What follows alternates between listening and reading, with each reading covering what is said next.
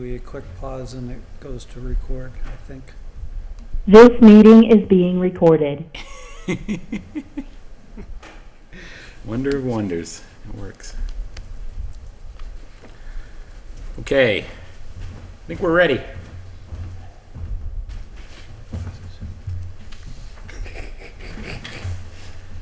You sure those are H2O? Okay. Good evening. Call the meeting to order.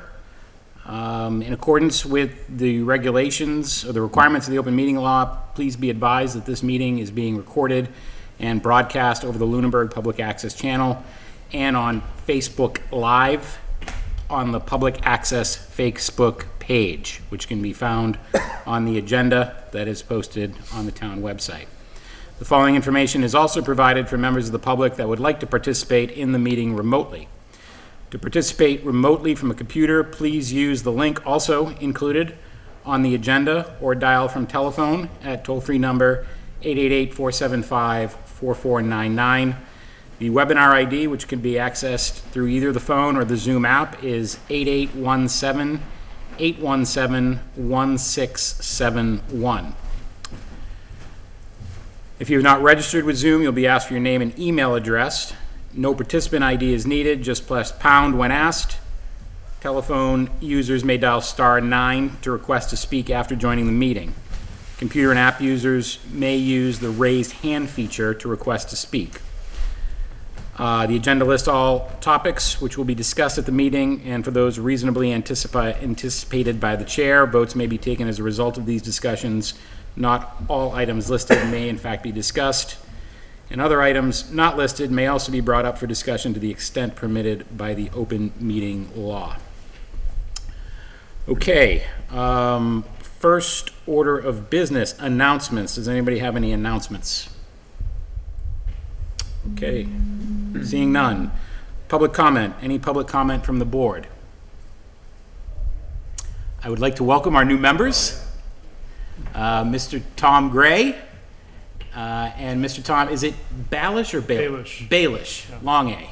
Yes. Welcome to both of you. I had the opportunity to sit in on your appointment committee meeting, and I think you're going to bring fantastic knowledge and experience, especially in the financial realm, to our committee. So looking forward to working with both of you. At some point, we're going to have to figure out how to differentiate between Tom Gray and Tom Baelish when we say Tom. I don't know if it's Tom G or Tom B or I don't know, but we'll have to figure that out. So if you guys have any suggestions, talk amongst yourselves and we'll follow your guidance. Any public comment from the public? Not seeing any in the audience or on Zoom. Reorganization and committee assignments. So tonight I thought, obviously we need to do a reorganization vote to appoint a chair, a vice chair, and a clerk for the Finance Committee, and we will do committee assignments. I think probably it would be best, since I don't think there's anything pressing in any of the committees in the next 2 weeks, is to discuss them, think about what we want to do, and then perhaps come back in 2 weeks and divvy up the committee assignments, if that's okay with you guys, or not. Yeah. Okay. Do we have any motions for the position? Oh, I guess the way to do this is to open. How do I do it? Open nominations. Open nominations for chairman. Are there any nominations for chairman? Mr. Passios. I nominate Peter Beardmore as chair. Second. Thank you. Are there any other nominations for the position of chairman? Hearing none, any discussion? I move we close nominations for chair. Second. Okay, we'll close nominations. That's all right. No Do we have to do that? Is that procedurally correct? Well, yes and no. You should be chairman. All right. I'd be vice chair. It depends on whether you get more than one, really. All right. All in favor of Peter Beardmore for chairman of the Finance Committee? Aye. Aye. Any I'm not sure in it's favor? supposed to be roll call, but that's fine. If it's unanimous, don't I worry think it's about it. unanimous. Yep. Okay. Thank you very much. It'll be a pleasure to serve this year. I appreciate your confidence. Thank you for doing it. Aye, by the way. Sorry? I, by the way, I never did get to say that. Yeah, but I will now open nominations for the position of Vice Chairman for the Finance Committee. Are there any nominations for Vice Chairman? Is anyone interested? I Anybody nominate interested? Chris Menard. Second. Okay, we have a nomination and a second for Chris Menard. Are there any other nominations for Vice Chairman? Seeing none, I think I will close nominations. All those in favor of Chris Menard for Vice Chairman of the Finance Committee? Aye. Any opposed? All right, Chris Menard, congratulations. Good, I don't have to be clerk. Can you hear me okay? No, you need a microphone. What do you guys do? Well, we're sharing, so, okay. It's probably the two mouthiest guys on the Finance Committee should not be sharing a microphone. Probably a good idea, actually. Yeah. Okay, now the most important one, clerk. So now I will add that this year we have budgeted for a recording secretary for minutes. To my knowledge, the position has not been filled It was and posted. staffed. It was posted Yeah. to the Ledger this past week. So we will hopefully have a recording secretary for minutes, but nevertheless, the clerk will be responsible for minutes and other communications on behalf of the Finance Committee. So with that, I will open nominations for the position of clerk of the Finance Committee. Anyone want to? Any interested parties? Usually it's one of the new members. And And like I said, you'd be getting off easy if you take it.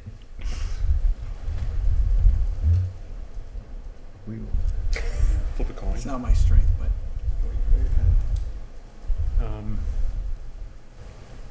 if indeed we do get a person hired for doing the minutes, that's 95%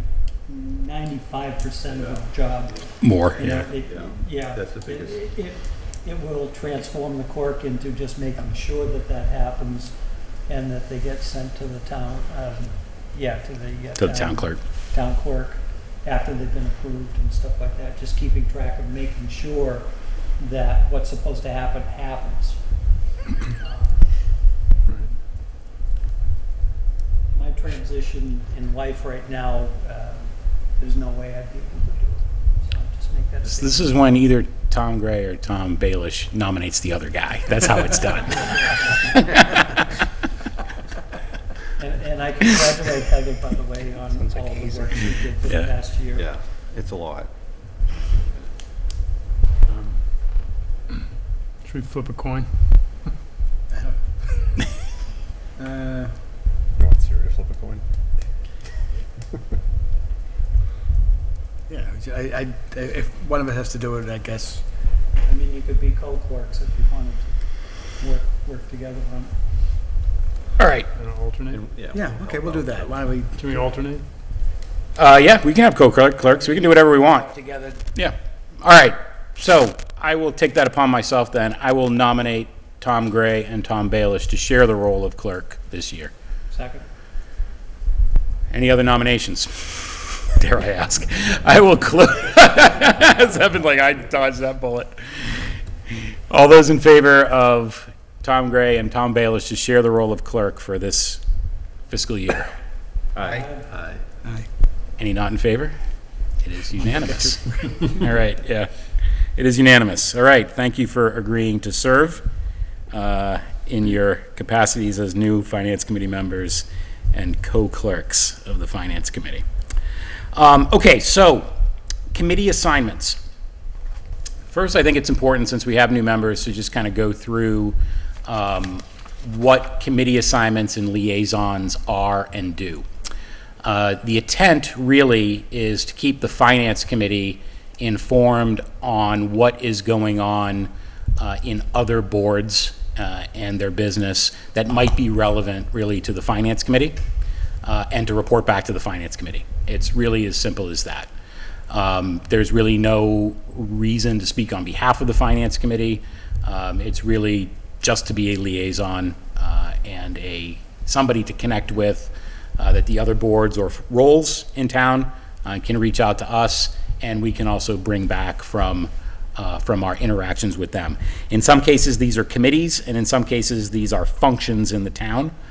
And that's basically it. If it is a committee, I personally think it's a good idea to try to physically attend the meetings, but that can be cumbersome. I've served as the liaison to the school committee for the last 2 years, and I would say I probably hit 2/3 of the meetings in person when they were in person, or on Zoom, and the rest of them I watched on YouTube, which in my view is sufficient. So the committee assignments are, at least that we appointed last year, are school committee, land acquisition committee, which is actually an ad hoc committee, but it does actually have some authority when it comes to acquiring land that has been identified by open space or conservation, or the land that will come up as a right of first refusal. If somebody who's got land in chapter wants to sell it, has a buyer, the town can exercise its option to purchase that land. The acquisition committee then has to go through the process of negotiation and figuring out how to finance it, get an article on town meeting floor, and that sort of thing. So that's the land acquisition committee. There's capital planning. That is our one additional charter mandated position. So the finance committee has one member on the capital planning committee whose job it is to bring the capital plan piece of the budget to town meeting floor. Mr. Chair, if I could interrupt Sure. for just a second. I believe capital planning appointment is a 3-year appointment. I stepped into the seat when John Henshaw retired from that seat, so we need to check on the term on that. Okay, so I will, assuming we follow through with this plan of making these assignments at our next meeting, Right, that's- I'll check in with the town clerk on that and to validate it. I think you're right, but I also think that that's kind of silly when you have a board that's made up of 3-year terms. It almost precludes somebody who is out of sync with the terms from serving on the capital planning committee. So I think to a certain degree, that seat on a given year really needs to sit at the pleasure of the finance committee in that given year. But we can get a clarification from That's what the charter says, though. Yeah. Oh, I understand what the charter says, yeah, It is what it is. yeah. I would say if the person in that seat is willing to give it up within that 3-year period, then there's no issue whatsoever. Yep. So in any event, I'll get a clarification from the town clerk on the term, at least, to validate that, because I don't know when that term ends. I really have no idea. Okay, and then we have liaisons for 3 town departments, fire, police. Typically, we assign those together as a public safety liaison. DPW, now important to keep in mind that the DPW does include cemeteries and parks. We happen to have an elected member of the Parks Commission on our board. So Dave has served as a parks liaison, but not the DPW liaison. So we can figure out how we're going to do that as we move forward. The Green Communities Committee, I believe they're now called. I think we've changed. Sometime later this month. Okay, well, we'll call it the But committee for anyway, now. yes, we're in the transition period. The Council on Aging, the Planning Board, I mentioned parks, and also the Sewer Commission, which is not required, but historic, in some years we have had a liaison to the Sewer Commission. I don't believe we did last year. So I think as part of the discussion, if somebody at this point has any strong preference, I think it would be a good idea to make it known tonight. And then, that which is clearly available, and I'm sure there'll be a few, we can think about it and then come back and have a further discussion at the next meeting. Speaking for myself, having served as a school committee liaison for 2 years, I'm happy to continue to do it, but I would also be perfectly happy if somebody else took up that responsibility. I will invariably continue to attend some school committee meetings. The chairman of the school committee may not want to hear that. But anyway, I open that to anybody who's interested. Acquisition, Terry, I believe, has served in that role for the last couple of years. I don't think we had any activity this past year with it, but she was assigned to it. Yeah, acquisition is technically inactive until And- they're activated right, for it's an ad purchase. hoc, yeah. Yeah, I was thinking two things, and I told you as soon as we started the meeting, I'd come up with a couple more committees. One is our designee to the TC Passios Design Committee. Okay, that is termed. Yeah. I That is believe definitely is termed. Also, yeah. Yeah. And then the other one is that I believe Jay was chosen for open space last year, even though we crossed that off and changed it to acquisition. I think it's kind of a dual role because basically. I think they should be open space connected. and Yeah. acquisition. Yeah. can Does work open side by space meet side. regularly? Yes. Okay. Okay. I don't recall getting a report on open space this year, so. Okay. So acquisition open space, I think is, if there's anybody who's interested in that, has a desire to serve on it, please let it be known. Over the next year, there's going to be quite a lot of activity in looking at town-owned properties and possibly changing their designation from general municipal to other uses. That's what open space has for the major project for the coming year. So if there's interest, that should be fairly interesting, actually, going forward. So that, would that include like selling of land too, not just acquisition? So like the old primary school would be, That's a good question. I really don't know. You know, so I really don't, I have no idea what the answer to that would Space be. weighs in on selling land. Like Yeah. they're selling some parcels over by where they were gonna build that school to some of the residents that wanted to square off. Over their- behind Pratt Street? Yeah, I think so. That's before my Yeah. Lunenburg time. Street, West Street, Yeah. Pratt Street area. So, okay, yeah, so yes, probably. I would say of all the other committees, open space is probably the one I watch the most. So Okay. Yeah. I So wouldn't some mind that interest? one. Yeah. Okay. School committee meetings are way too long. No offense. All right, let me make a note of that. Peter, you mentioned you served on the school committee. What other committees have the longer-serving members been on, or are on now? So Dave is pretty much a standing committee member for every committee in town. But no, Dave serves currently on Parks and Capital Planning And TC. and TCP. And I'm a appointed member to Green Communities, But not by us. at large, That's a I believe. That's a separate deal.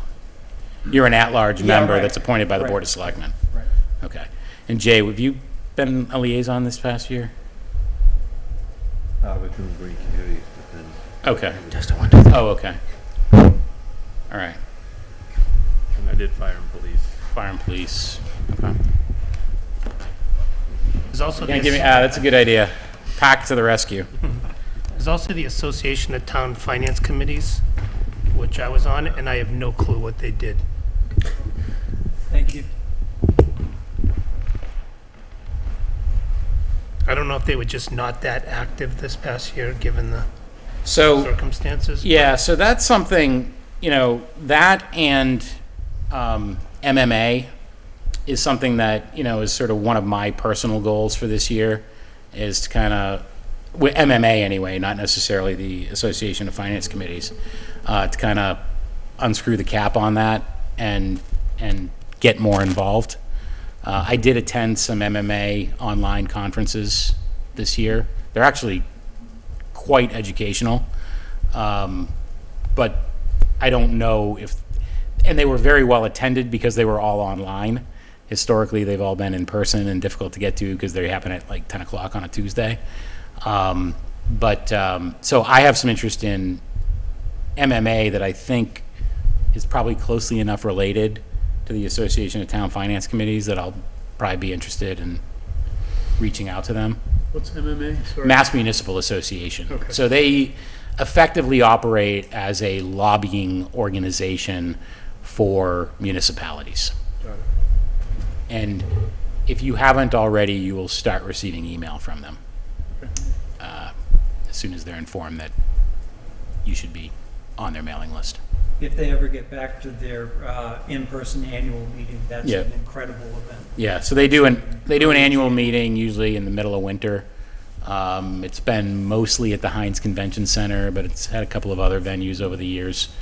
And really good tracks, sessions, that kind of thing, but also a exhibit hall where all sorts of stuff and services that get sold to municipalities are exhibited, and it's pretty interesting. So, and we'll all be invited to that. You don't have to be the liaison to the MMA to go to that, and we budget for that registration and that kind of thing. So when that time comes around, that information will be available. Okay, so we talked about police and fire, DPW. Evan, were you doing that, or? Nope. that wasn't Okay, me. and I did it 2 years ago, but I didn't do it last year. Yeah, I was assigned to that this year. And Okay. Yeah. Green communities, we talked about. Council on Aging, I don't know that we had a liaison. Heather. That was Heather? Oh, right, Yeah. right. And she wound up volunteering, which was great. Yep. Okay, so we'll need a Council on Aging member. Planning, if you want some long meetings. That might be a hard seat to fill. Parks, we talked about. Sewer is not required. And TCP and Association of Town Finance Committees. So, again, if you have any strong feelings about any of them now, please let your voice be heard. If not, we'll twist arms at our next meeting. I'd like to say also that any committees that I'm a liaison from this committee to, that I'm already actually on that committee, I welcome anybody that wants to be a liaison also. It's just another set of eyes and, another opinion. I hear enough about parks. I can't understand. Yeah, I wouldn't do that to you. I wouldn't do that to you. Especially the last couple of weeks. I can imagine. Okay. Any further discussion on reorganization or committee assignments? So I do think we should do TC building, because TCP Building Design Committee. Our next 'Cause that is a meeting member will be of that 2 committee. weeks from, Yesterday. 2 weeks from yesterday. We did not meet this week. Okay. And given where they are, I would recommend, or I would nominate Dave Yeah, to continue in that I role. wouldn't mess with that. Yeah. Okay, so let's do that, and that has to be a vote, I That was a believe. nomination. That was a Oh, yeah, nomination. second. Is there a second? Second. All right. Any discussion? All those in favor of reappointing Dave to the TCP Building Committee? Aye. Any not in favor? It is unanimous. Okay, so we'll cross that one off the list. Good thinking, Chris. Okay. Town Manager, Finance Director Report. I sent you all an email forwarded from the Town Manager today. Both she and Karen are on vacation and are unable to attend tonight, but we do have a written report from both that I will read for the public. Update on the Public Safety Carport Capital Project. We received general bids for the Public Safety Carport Project on June 22nd. There were 2 bids. The low bidder was Elite Construction and Design of Fitchburg for a total cost of the project of $298,750. This includes the low bidder price for roofing and flashing. The total cost of this project is approximately $164,000 more than the appropriated amount in the capital article. And at this time, we are not moving forward with this project as it would impact the FY '21 and '22 facilities budget severely. On the Flat Hill Culvert Capital Project update, the DPW director and I received a comparison of the original preliminary construction cost estimate to the revised construction cost estimate for Flat Hill Culvert project. A big factor in the overall revised estimate construction cost compared to the preliminary construction cost is the unpredictable material and contractor costs that the engineering firm has seen lately that impacted the estimated cost for demolition of the existing structure and costs of asphalt, rebar, etc. Due to COVID and the Texas infrastructure collapse this winter, there have been shortages of various materials and unusually high prices. This may trend downwards, depending upon timing of the advertisement for the project, but the revised cost estimate is based on today's pricing, and it has added approximately $67,000 to the estimated cost. Another big factor is the final design includes longer and taller wing walls to avoid increased fill in the lake and to address the bit of discovered scour at the existing culvert. This in turn required more excavation for the wing walls and created a closer proximity to abutters, which resulted in some temporary support of excavation. The temporary support of excavation and at two of the abutters is required so as not to undermine the shed at the southeast corner and the structure at the southwest corner. This added approximately $209,000 to the estimated cost. Due to the increased total cost of the project, this also impacted the 10% contingency amount, which increased that by approximately $26,000. As previously stated, the DPW director and I will work with the engineering firm to submit a small bridge grant application as soon as Mass DOT announces they are accepting applications. American Recovery Act funds. The finance director reported to me on July 29th that we received our 50% disbursement of American Rescue Plan Act funds, aka Coronavirus Local Fiscal Recovery Funds, totaling $614,195 on June 22nd. I'll be setting up a meeting of relevant department heads next to discuss potential issues for these funds. If the Finance Committee has any comments, please forward those to me over the next month. I'm going to make a comment on that, but I'll hold it to the end. Pay-as-you-throw bags. The Select Board discussed the Pay-as-you-throw bag program at their meeting on July 6th, and I expect a decision on whether a senior relief program will be offered in FY 2022 as a pilot program by their next meeting on July 13th. Whether or not the program will be offered will affect bag prices, as the senior relief bag program would be paid mostly through the expected surplus funds in the solid waste enterprise account at the end of FY 21, and if the program is not offered, the surplus would go toward the overall increase in cost to operate the solid waste program in FY 22. For those of you who did not watch the Selectmen's meeting this past Tuesday, if you're interested in all things trash bags, I would encourage you to watch that meeting. It was a detailed discussion about free bags for people over 60 and 15% increases, 30% increases, and spending down the surplus. So So it's one roll of free bags. one roll, which will have one roll per resident over the age of 60, which will have roughly a 15% effect on the cost of all bags.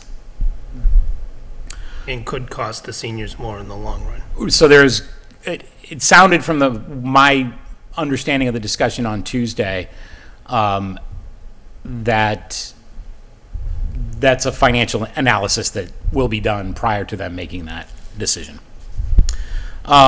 With respect to the American Rescue Plan Act, I think that should be an agenda item for our next meeting. Ultimately, my understanding is that those funds will be directed by the Board of Selectmen with the recommendation of the town manager, but given the magnitude of the funds and all of the various places we could potentially spend this money, I think that the Finance Committee may be in a position to make a recommendation on that at some point in the next month. So if that's okay with you guys, I'll put that on our next agenda. Yeah, perhaps we could get just what the requirements are related to the So usage of the funds. Heather did explain that at our meeting in the third week of July, but I don't remember the specifics that she went through. So we'll get that circulated in email this week. So if you could come to maybe share some ideas, and I'm sure Heather will be have some indication of what she's thinking by the time we meet in a couple of weeks. Any additional questions or notes on the town manager's report before we move on? No, the only comment I'd make on the safety carport is construction materials do seem to be reducing in general, so perhaps going back out to bid in the future could get us a better cost on that one. Yeah, I saw a news report this week that said that lumber costs had fallen 40% in the last month or two or something. So it appears that COVID supply chain issue is working itself out. So, yeah, I agree, and we'll repeat that back to the town manager for further discussion. Okay. Discussion on procedures and goals.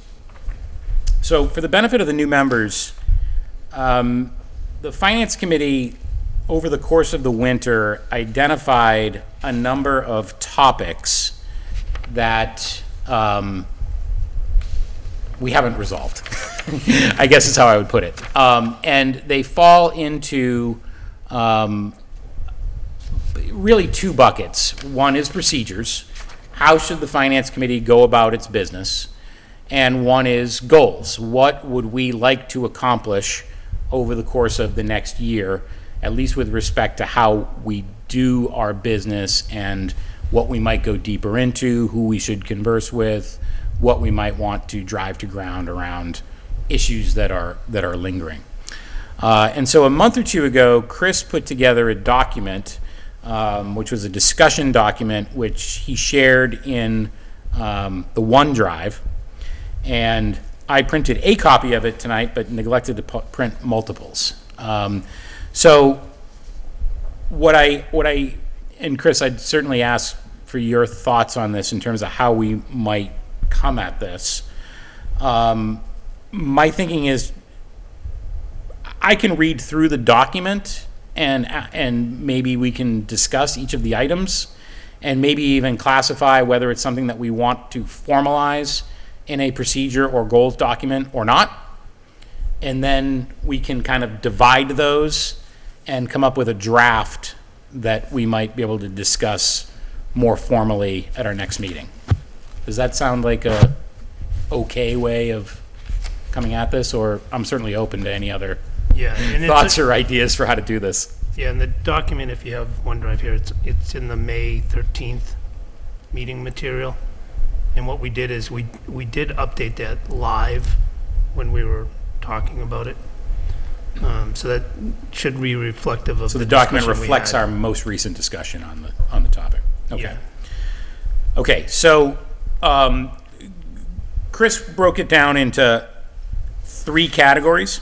And again, while I like the categories, I think that if we are going to boil these down into a document that we agree to, we actually need to recategorize these as procedures and goals.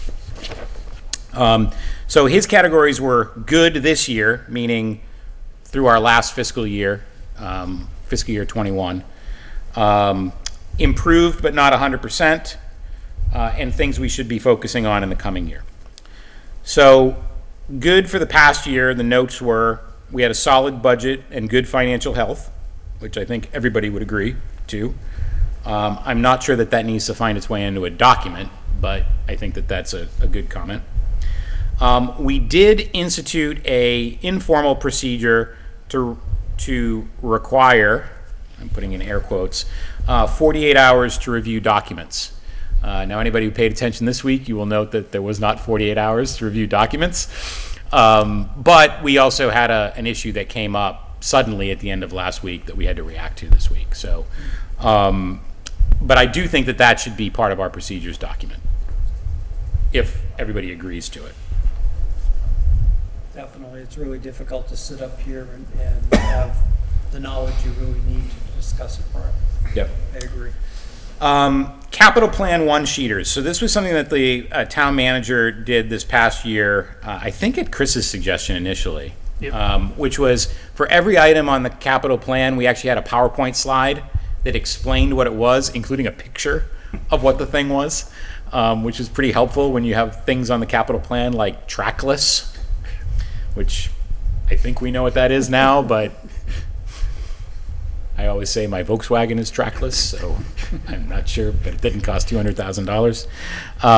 So the idea being that we have a clearer understanding of stuff that we're looking to purchase that is outside of the day-to-day knowledge of most of us lay people. So I think that that should be something that we should also probably formalize in a procedures doc in terms of, you know, what our expectations are from the budget process, which is probably a section of that procedures document. Peter, is this document, this is on the OneDrive?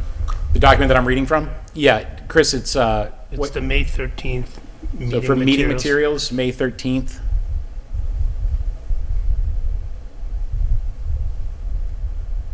Patience from new members. We don't need to discuss that, but I think that's a good point. We're just dropping that. We're not having patience for new The members. average age just I went think down it's again. Finance committee. Material. Average length of service, I guess. Yeah, so it is notable, though, that Meeting material. with the exception of one member, we're all 2 years or less as members of this committee. So, and Jay, how long have you been serving? And then May 13th. More than the rest More of us than two. combined. At least 2 terms, so 6 years plus, I don't think it's been 6. or are you into your second term? I think my second term.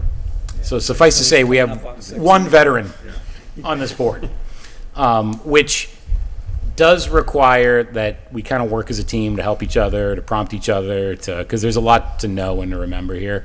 But also, that does kind of put an additional burden on our town employees as well, our town leadership, department heads, to explain stuff to us, to walk us through it. And, you know, I expect that to continue. This is a 7-member board. We're not all going to be here forever. But what I would say to the new members is, don't be afraid to ask questions and insist on clarification when you don't understand stuff, because there's a lot of acronyms and a lot of budgetary policy that once you know, you tend to blow through like everybody knows it, and almost nobody knows it. So you take the time to ask those questions, because people who've done it for a little while, and even before I got here, you know, or Dave and I got here, and, you know, Dave, Chris, and I have all been active in town meeting at least, and Tom, I know you and your wife have been very active over the years too. So, you know, some of us know a little bit about how this stuff works, at least in terms of the conversations that happen at town meeting. But it's a lot to comprehend, and we will take the time to make sure that everybody understands the topics at hand. One comment I'd like to make is that if you think logically, the way town government operates is not logic based. So again, don't be afraid to put out your thoughts from logic, and we'll explain to you how the reality of municipal government is. So the last point on that was, you know, we have had really good, honest dialogue this year. We have asked really difficult, pressing questions, and for the most part, they've been answered, and I expect that to continue. Okay, Common Drive. So Chris brought this to us last year, and I think it's worked really well. We established this shared drive, OneDrive on Microsoft, and I think it's worked pretty well, at least in terms of sharing information. Chris has been extremely disciplined at taking the documents that come through email and putting them in the meeting documents, which is extremely valuable, like what we just did, which is, oh, the document is at such and such a meeting, and everybody can gain access to it so long as you have a computer. That being said, and I think Chris is right, you know, this is something that probably should be standardized and the town should maintain. And also those documents should be made easily available to the public. The way it kind of happens now is we can share those documents and link them through the minutes, but it's clunky and delayed to do it that way. So I'm not sure the best way to come at this, other than maybe a formal request from the finance committee to the town manager and the technology director Yeah. to address that. I think so, and I think, like you said, it should be standardized across all the boards and committees. And I know they use Google Drives, but it seems that the way they implemented that was, I don't know how they implemented it, but it didn't seem like necessarily you had access to like who put information in there and who was editing information. But Yeah. I know when I worked with Steve Melandrinos, he recommended this or to go to, maybe Teams or something else like that at Yeah. this point. Yeah, so I mean, I think, and maybe that's a conversation that we can have with Steve and maybe have him in to kind of work us through it. I mean, one of the problems with the account that we have right now, the shared account, is, for example, if it's a Microsoft document, you don't have a licensed version of Office 365, it can be difficult, versus in Google, anybody can use it because it's free. So Yeah. there could be those issues, but I really don't know. So I will make a note to reach out and request that from the town manager and the technology director, and we can discuss it. And just so, and on that last point, make documents accessible to the public. If we talk about a document in this meeting, the public has access. It is a public It is then a public document. So anyone can see that. So you gotta be cautious of what you necessarily share. But if you'd want it to be private, you can't share it in this meeting. It then becomes public, so, which you probably got during your training. Yep. Okay, we began discussions on infrastructure, staffing projections, and large projects. There's a need for a more comprehensive 5 and 10-year plan, perhaps a focus on fall meetings. So I agree with this. I've put some thought into agendas for the fall. I think that what we did a couple of years ago, which we really weren't able to do with all the COVID stuff and the meeting restrictions from this past year. But what we did a couple of years ago was, before the budget season, we had informal conversations with all of the relevant department heads. And it was an opportunity for them to, we did it like workshop meetings, mostly around the table down here. And we had discussions about, what is on the short and long-term radar in terms of fire trucks and, land use or what have you. And I personally think it's worth doing that, seeing as 4 of our members didn't go through that previously. And it's a good opportunity to kind of begin to build that rapport with the department heads. But I think part of that may be some sort of preparatory questionnaire or document that says, this is the information that in particular we're looking to talk about, right? And I think that will give us better insight into the town manager's forecast that comes out usually in early to mid-January. Any thoughts on that, Chris? You look like you're gonna... Yeah, so my thought on this was just, whenever we do strategic planning in outside of government, apparently, you look at 5 and 10-year trends and you take the big picture, then you get into the tactical implementation of a 1-year budget. So I think obviously the winter months are on the 1-year forthcoming budget preparation, but now's a good time through the summer and into the fall for the more strategic looks at where we're going to be. And, with our upcoming topic on, 300 residences potentially going in up off Howard Street, that's something we got to think about in that 5-10 year. I don't know how long that project will be, but that could add 1,000 residents to Yeah. our town. So So another thing that we did 2 years ago, which I would say was sort of mediocrely successful, was we hosted a symposium evening where we asked the town manager, the superintendent of schools, and the land use director to prepare a presentation that kind of looked at our demographics and how those demographics are going to affect our town going forward. And it was a pretty educational event. The problem was it wasn't particularly well attended. So it was recorded, and I think people did watch some of it on YouTube. But it wasn't something that we got the level of participation that we had hoped when we first conceived of the idea. You know, obviously it wasn't something that we could have done last year, but you know, maybe that's something that might be worth facilitating again this year as well, perhaps in the fall, is that kind of event. And it becomes a joint meeting of the finance committee, the select board, the school committee, and the planning board, and whoever else wants to come and play. So, so that could be a possibility as well.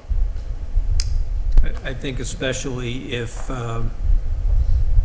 the later agenda item that we have to discuss this evening moves forward, that by that time, we will want to discuss the ramifications. Yeah. Oh, yeah, yeah. I mean, and the other thing, From Dave, those perspectives. is that may garner a lot more interest. You know, it may not garner, might be the word. It might precipitate a lot more interest in these topics amongst all town boards and residents because of the massive effect that this could potentially have. Exactly. Good point. Okay.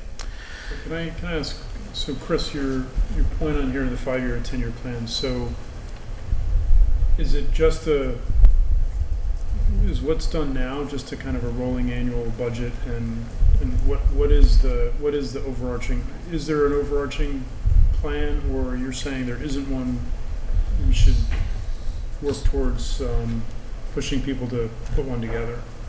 Yeah, I think that we definitely get the 1-year rolling budget with a half-year update leading into special town meeting. We don't get presented per se a 5-year or a 10-year plan. Well, there's a forecast. There's a 5-year forecast that is mandated by the charter that the town manager submits at the beginning of the calendar year prior to submission of her budget. I think until fiscal year, the beginning of the budget process for fiscal year 21, so we're going back a year and a half. Before that, it was a document that I don't think got any scrutiny at all. It was a lot of sort of direct projections from where we were based on census data and budgets being what they are and 2.5% levies and those kinds of things. 2 years ago, we requested that the superintendent of schools overlay that 5-year forecast with the strategic plan that had been approved by the school committee. And so what effectively happened, we had a new superintendent of schools come in who put together a strategic plan that, personal editorial comment, was much more aggressive than the previous superintendent of schools, and with much higher longer-term cost projections. And what that had the effect of doing was really gaining the attention of some members of the select board and other members because the numbers were just so large. In some cases, some people interpret it as unattainable. But whether they're attainable or not, what they do is they do provide a more transparent view of where our holes are, what our needs are, what we're doing well, you know, those kinds of things. So I think we're doing an okay job. I think that there are two major problems right now with our long-term planning. Number one is the debts or the potential debt exclusion numbers associated with big projects down the road.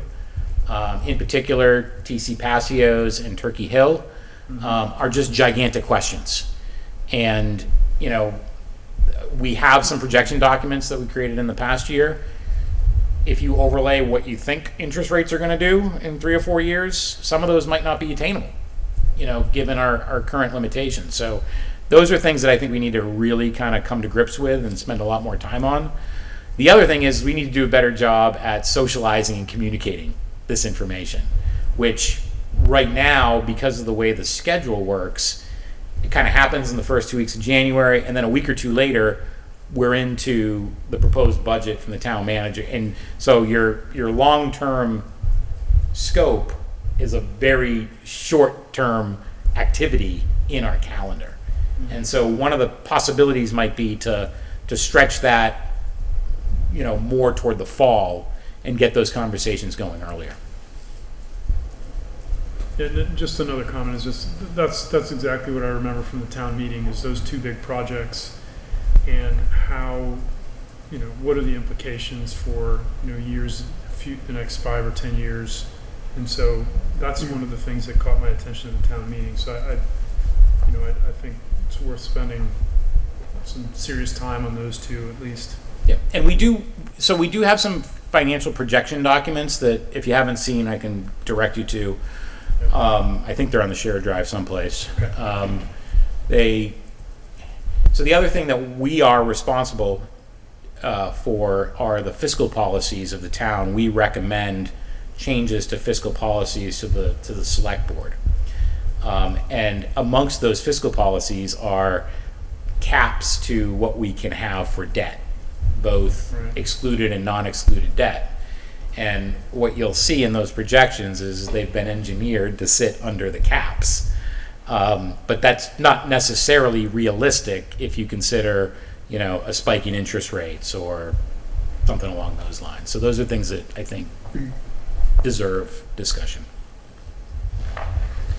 Okay, discussion of grants and other sources of funding.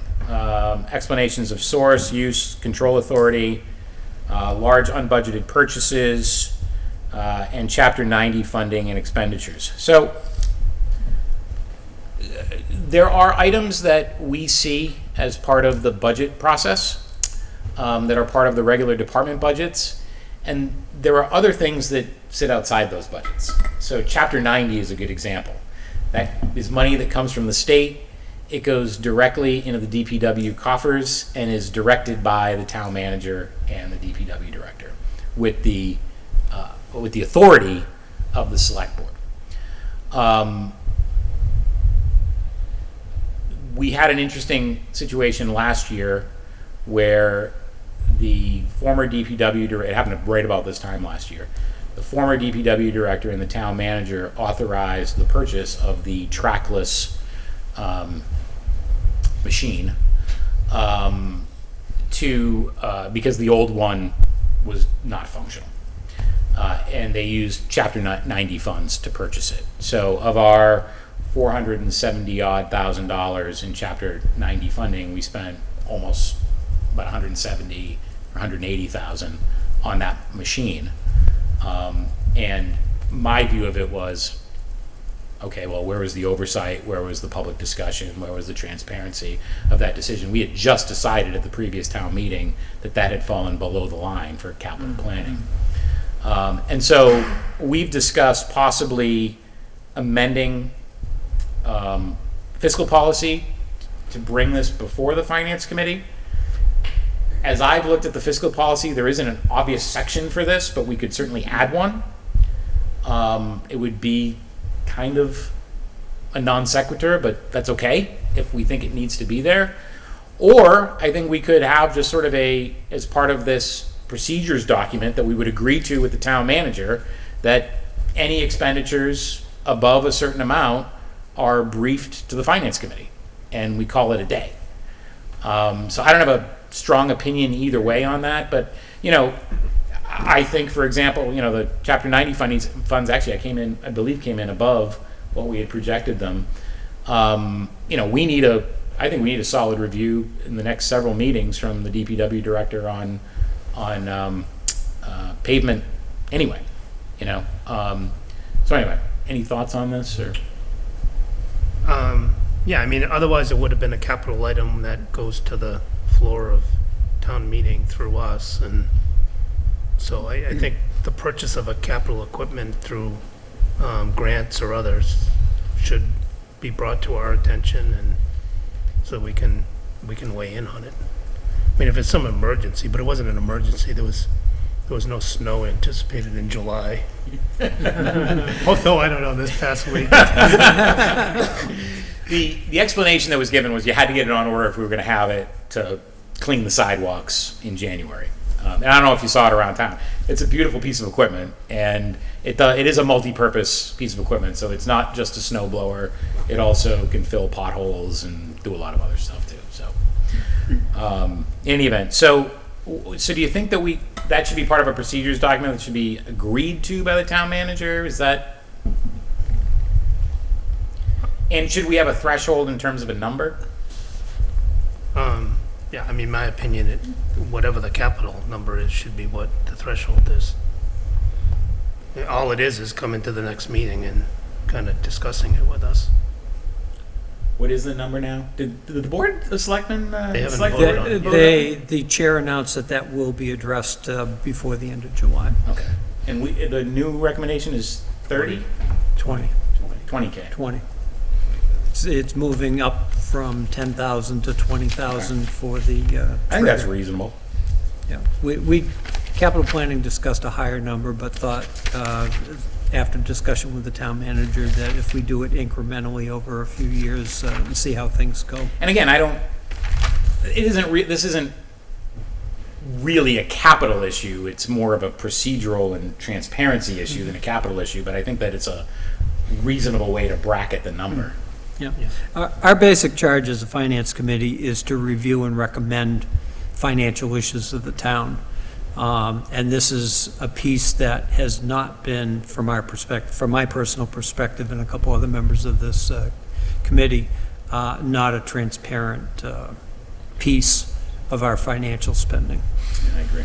So also in the OneDrive, there's all the various grants and sources of outside funding that you can find. Some have like $1 in them. It's probably costs more to keep the account open. But others have, tens, 20,000 and up. And, those larger ones, I know Parks, as an example, they have one or multiple. And I'm not sure the Parks Commission knows what they're even used for and who has the authority to the control of them and those sorts of things. So that's why I thought that first bullet was kind of important, is, just start to write that down. At some point Karen will retire, and the next person, it would be good for them to have that written down too. And it doesn't have to be all at once. You could probably Pareto it and hit the high dollars first, and then move down to your ones with $1 left in them. So I think accounts and funding are not necessarily the same thing, right? If we're talking about revolving accounts, like and Parks grants. Department or cemetery or that kind of thing, versus Chapter 90 funds, like there's a difference between them, and perhaps we should approach them differently. Okay. Dave, you probably know more about this than Yeah, I'm kind of kicking it around in my head because Parks spent a little bit of time looking at their revolving account and still do not have, well, we have a better picture of how it's supposed to be used versus how it actually is being used. And to Chris's comment, the way it's functioning right now works well, but the minute you change the people involved in the financial workings of town government here in Lunenburg, that could change. There's some wording in Mass General Law for each type of, or most types of revolving accounts as to how exactly they're supposed to be administered, and they're not necessarily administered to the letter of the law. That's fine as long as you don't have a change in leadership, but the minute you do, there could be some serious ramifications. So and I don't know the answer to this, maybe you do, or anybody might. are those accounts included in the annual audit that we pay for and gets reported to the select board? I can't answer that question. So that's something we ought to know. I guess, right? Yep. Okay. So, And I guess this was titled Special Revenue Funds is the spreadsheet. That's what I meant. Yeah. by Other funds. does that include things like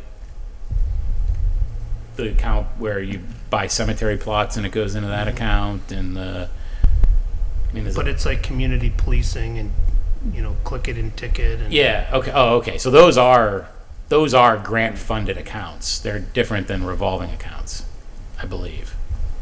Yeah. So we've actually got three categories that we're talking about here. Right. And I think a more magnifying look at any three of them is just more knowledge. So what I would propose then is that I think that there's the stuff related to Chapter 90, I think is one topic, and other off-budget sources of funding.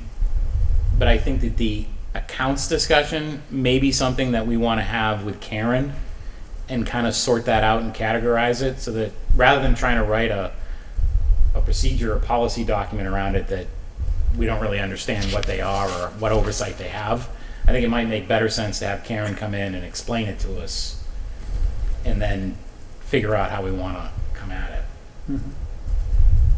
Does that make sense?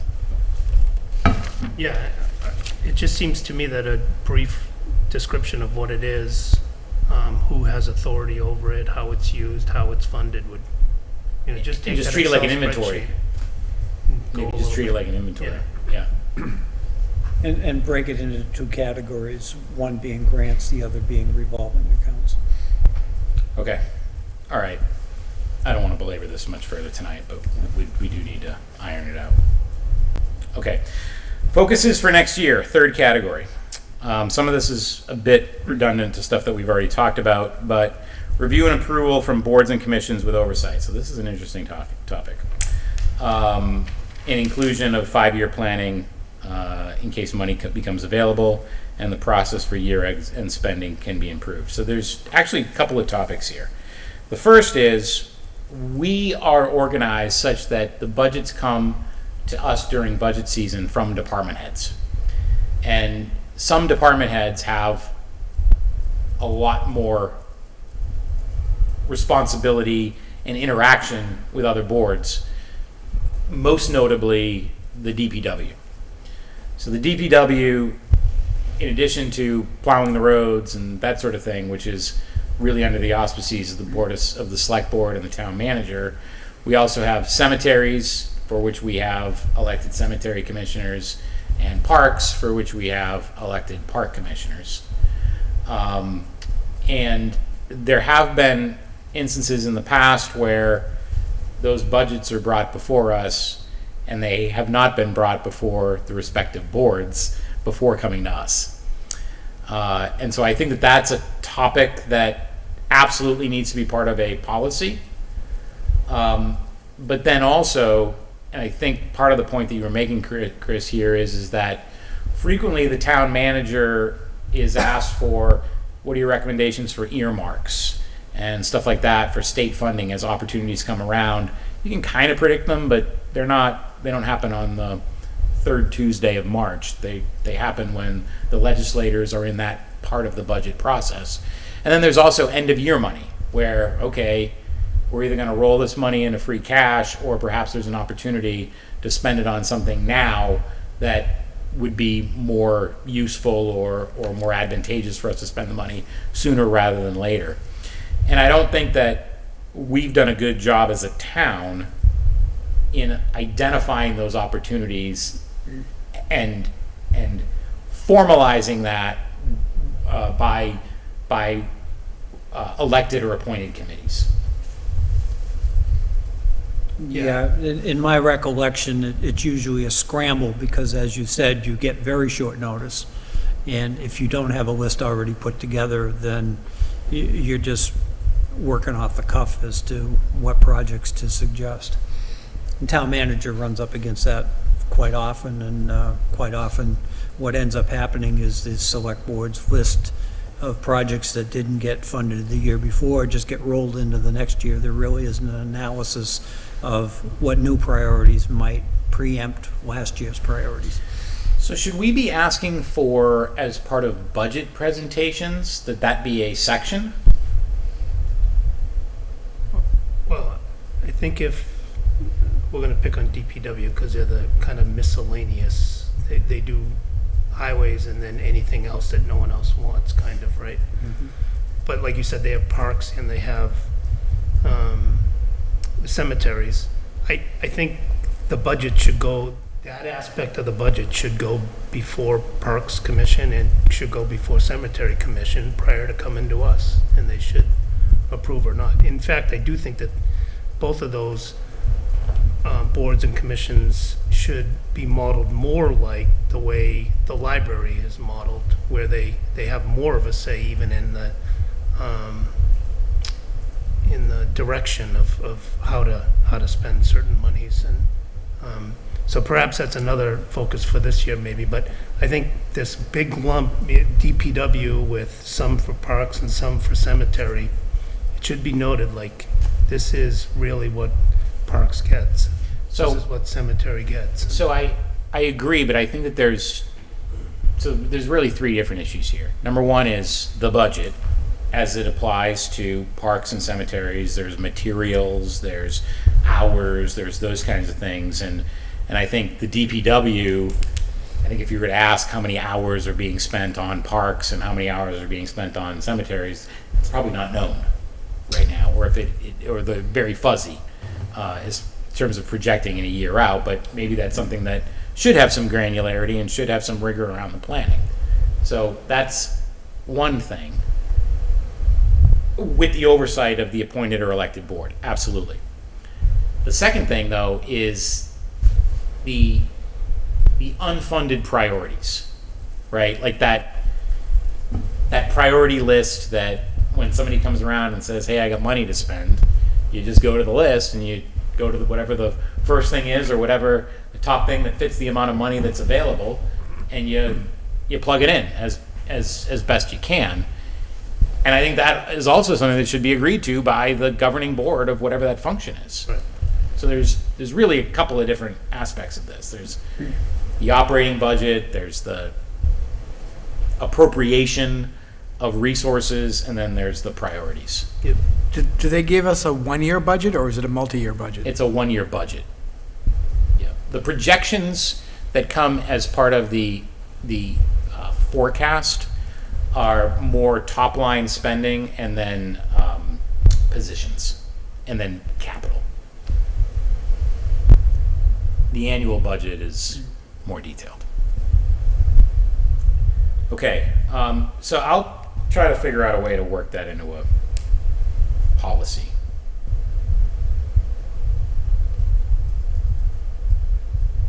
I don't know the best way to put that, but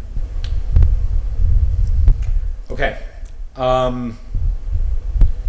Schedule additional public hearings and have a drop dead date on budget articles. Okay, so you want to introduce this one?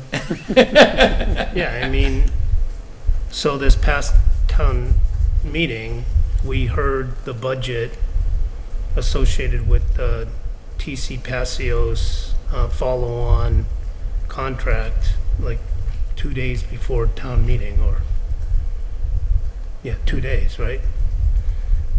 I think we need a drop dead date on these, and I think you need to have a public hearing that's anything fiscally related. It's in the charter that way, that all items that have a fiscal nature need to have a public hearing. And to just say that, yeah, there's a TBD that you'll hear on town floors, to me, that's not a public hearing, because there's a difference if it's $10,000 or $10 million. So, we probably could have had a last minute public hearing, and in that case, last year, probably we should have. But I do think there needs to be a drop dead date on any budget articles. I'm not a fan of walking into town meeting with a number. So I think that one of the things that the way things kind of work is there are some numbers that you're going to have. You're going to know by the public hearing, by the presentation that the school department brings, because the school committee has already agreed to this as part of their calendar for next year, that they're going to bring an approved budget to the finance committee before the public hearing. And we know what that number is, right? And usually Chapter 70 money doesn't change between that point and the first Saturday of May. And you've got other things like land acquisition articles or collective bargaining articles or those kinds of things where there's still a lot of negotiating happening in the month to month and a half before town meeting. And what we've experienced the last 2 years is that a lot of that stuff gets bumped to literally like the week before town meeting, because that's the perceived deadline and everything kind of comes together then. And Chris's point is right. You literally get the number written into the article at town meeting, into the motion at town meeting. And I totally get the frustration. My question is, what's reasonable?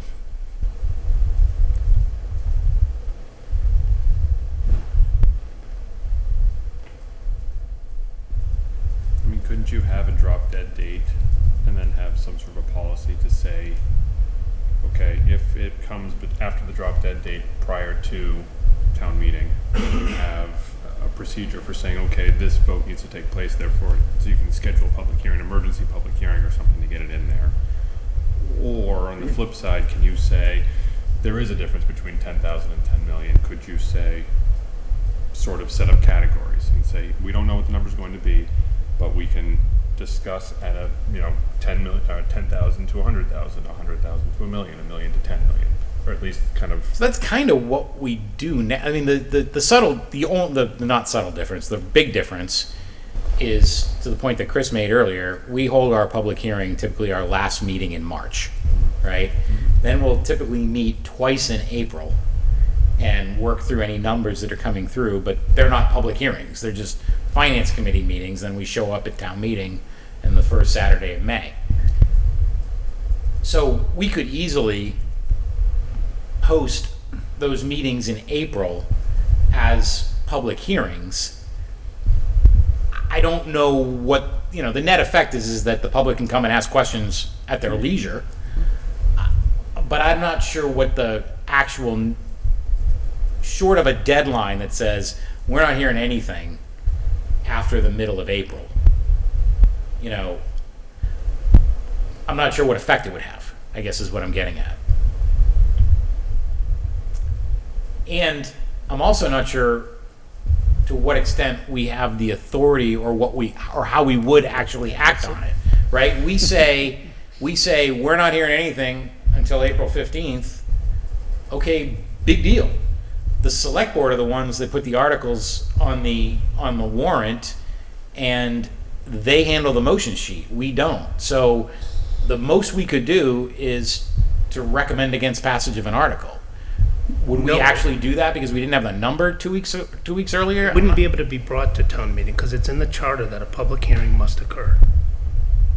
And it's actually the finance committee it's actually Tim, it's town moderator who controls the. It's not the finance committee. You're right. It's the town moderator that controls what gets brought to the. Right. And anything having a fiscal impact, we're supposed to be the ones presenting. We give it to Heather to do it, but if you read the charter, it's clear. In order for it to make town meeting, it has to have a public hearing.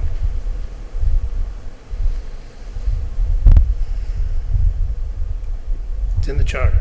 I understand your point, Chris, but my point is, are we literally not going to bring something to town meeting that the town needs to have done because we didn't get it by the middle of April or whenever the date is? Who said that needs to be done? Well, if you're the fire department and you negotiate your collective bargaining agreement on the 29th of April, and you come to town meeting and say, I want my collective bargaining agreement ratified and I want to get paid, I guarantee you because I'm the one who's objected to a fire contract in the past, mostly because of procedure, it's gonna pass, and the finance committee will have very little to do about it. I mean, the body negotiating that contract needs to know there's a drop dead date before it can hit legislation. And that's what it's doing. It can wait till special town meeting. In fact, I think that's what school committee's doing with one of them. Well, they didn't settle it before. I mean, the big one, the last two big ones were the TC Passios, which we got 2 days before, and the TIF agreement, which we got 2 days before town meeting. TIF was what? That was with, Great Farms. Oh, Yeah. right. people should have access to. Both of access. which, to your point, could have easily been managed to happen in a reasonable time frame.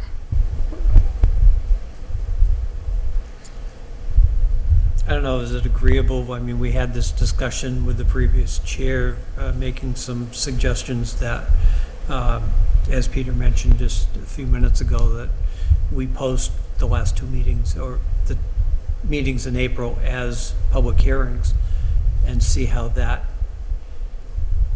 takes care of the issue with the charter, and see how that works out.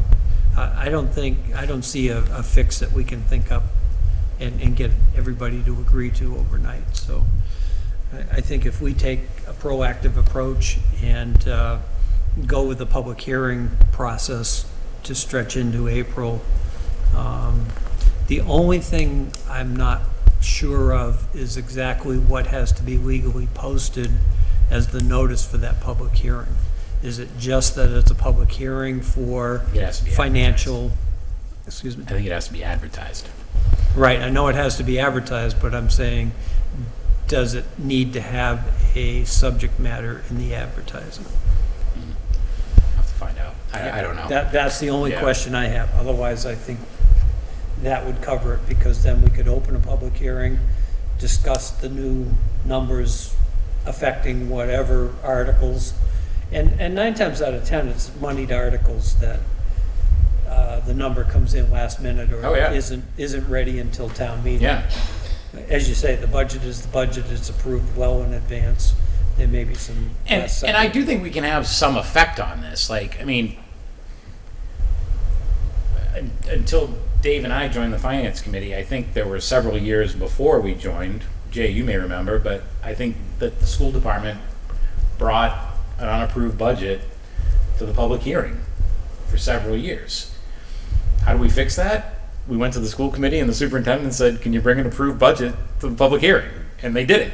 I mean, it was, and it was, a bit of a inconvenience for them, but I think it was the right thing to do, and so, and that wasn't, we never, we had no way of forcing that to happen. Well, I guess we could have leveraged a vote against it, but, they just did it because it was the right thing to do. So I think we all agree that we want this stuff to come in sooner. We want town meeting voters to have more information earlier, right? Ultimately, that's what we're getting to. So what's the best way to make that happen, I guess, is the question we have to figure out. Okay. So there was the last topic, there's two more topics. Requests and feedback to Massachusetts legislators, and when would be the right time to talk with them. So this is something that the Finance Committee has not had success with in the last 2 years, in terms of engaging with our legislators as a committee. Have we asked? We have. The previous chair, I think her preference was to work with the board, the select board, and do it as a joint operation, so to speak, and be as judicious as we can with, the time of our legislators. I think that with respect to Chapter 70 in particular, we have a very pressing issue with our legislators. And I'm not opposed to an ongoing dialogue with them at any time and date that we can meet with them. Our regularly scheduled meetings or whatever. Like, let's have those conversations. I think that we have some work to do, and it could be on a whole variety of subjects, not necessarily just Chapter 70, but I think we got a pretty serious issue with Chapter 70 that we got to get to the bottom of. I do intend to bring in an expert in municipal law at a meeting at some point in the next couple of months to give us an overview of Chapter 70 and explain to us what these levers are on these formulas that are affecting us. And I think that that'll make us more conversant and informative with our legislators when we do actually have a conversation with them. I had an informal conversation with Senator Cronin a couple of weeks ago, and I don't think he knew the situation, the history of the situation with the Student Opportunity Act and Lunenburg's Chapter 70 money. And through no fault of his own. I mean, he's new to the role, and he's got a lot on his plate, and he absolutely pledged to work with us as a committee to figure this out and to advocate for us. But I think that we now need to kind of do that and be proactive as a committee. Yeah, so the way I would see this playing out is that there'd be a scheduled time a month or two in advance, and leading up to that, we would have material prepared and, brought before us, brought before the select board, whomever, and that's the material we kind of work off. I've seen a lot of these meetings where the legislators come in and it's just a chat. It's just, and it's like, well, what have we gotten out of that? We just kind of just chatted. So I think there should be something concrete. These are the priorities. This is what you should be fighting for, your one of your towns for. Yeah, I agree. And even when it comes to like earmarks, we tend to hear about those earmark requests after the requests have been made and don't really have input into those priorities. So I think that relates to a previous issue, but Yeah, we should tell them we should get rid of earmarks. Just stop. the funny Reduce thing my about taxes. it is, it's like they bring all this, but it's our money, and we're not getting any more than any other town is. We're getting a Yeah. lot less. Yeah. So in any event, so I think that that's something that is more of a goal than a procedure, but I think we need to proactively attack that in the next couple of months. Yeah, I mean, it could be a living document of our priorities, Yeah. collective for Lunenburg, that we would like our legislators to fight on our behalf for. Is there any way to do it? I mean, if I'm a senator or representing this area, meeting with us, is it just meeting with us, or could it be meeting with a group of committees, even the select board? Or So in the past, we have had joint meetings with the select board and the finance committee, and we've met with our delegation. My perception of those meetings is that it's a meeting between the Board of Selectmen and the delegation, and the finance committee attends it. It's just because of the nature of the night that it's held on and who's running the meeting and that sort of thing. And so we've definitely taken a back seat over the last couple of years, at least, with respect to those dialogues. if we came to those meetings with an agenda, like these are the items we want to discuss, do you think it would get discussed there? Well, I think it would, because it would be instructive to the town manager Right. in terms of the priorities that were discussed at the meeting, right? So we also haven't been proactive with the town manager in terms of establishing those priorities or facilitating a dialogue with her to understand what her priorities are with respect to those issues, right? So if we insert ourselves into that dialogue, then if those meetings were to occur, the town manager at least, and most likely the chair of the select board, are instructed by the opinions of the finance committee. So I'm not saying it's a bad way of doing it, but I think that the way things have happened over the course of the last couple of years, the Finance Committee has not been an active participant in that dialogue. And then the last item is apples to apples comparison of department expenditures. And so this is my pet peeve. I own this one. The issue here is that the way we budget, case in point, Chapter 90 flows through the DPW, but it's not in the budget. So if we increase the DPW budget by 5%, but the Chapter 90 funds increase 10%, those numbers are not visible to town meeting voters when they're coming in to vote at town meeting. They don't see that it's actually a blended number that's going to the DPW. Interestingly, Chapter 70 is included in the omnibus budget, and I don't know why one is and one isn't. Someday I hope to get an explanation for that. The other issue is that we don't look at our department numbers as fully burdened. So for example, the school department includes healthcare costs in their budget, but there are retirement related numbers that are outside of their budget. Every other town department does not budget healthcare costs because it's a separate line in the town budget. So when you're trying to look at public safety versus DPW versus school department, and you're looking at that percent increase in the second of the last column on the right, it's not an apples to apples comparison of the actual dollars that are flowing through that department or what's being spent in that function.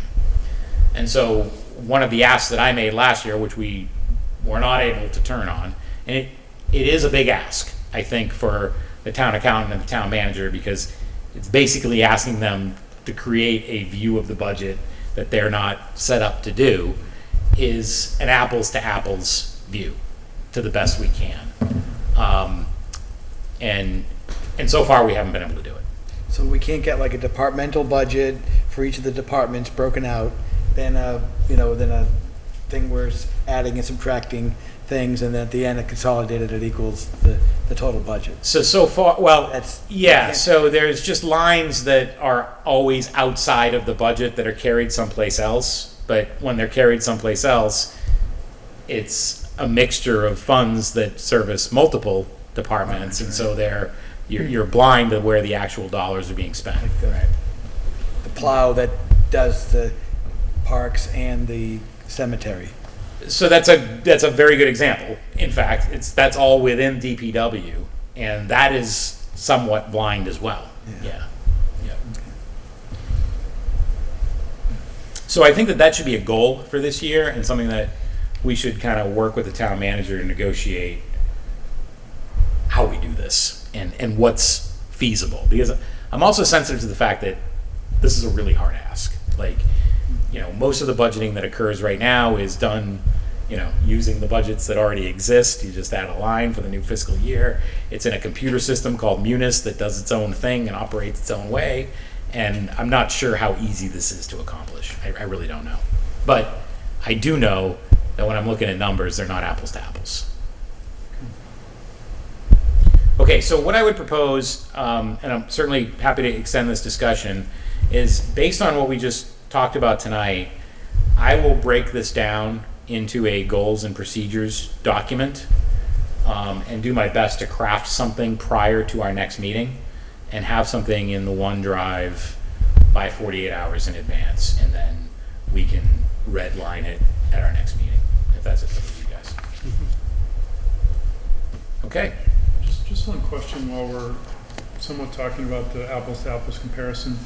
So do we, whether it's through one of the other organizations you mentioned earlier, are there benchmarks for other towns against other towns, like per capita or whatever type of benchmarks that we could, there are? I'm seeing head nodding or. So I have seen and I believe it's included, I've seen in the strategic plan from the school department that they have done some benchmarking against other towns in certain areas of spending, right?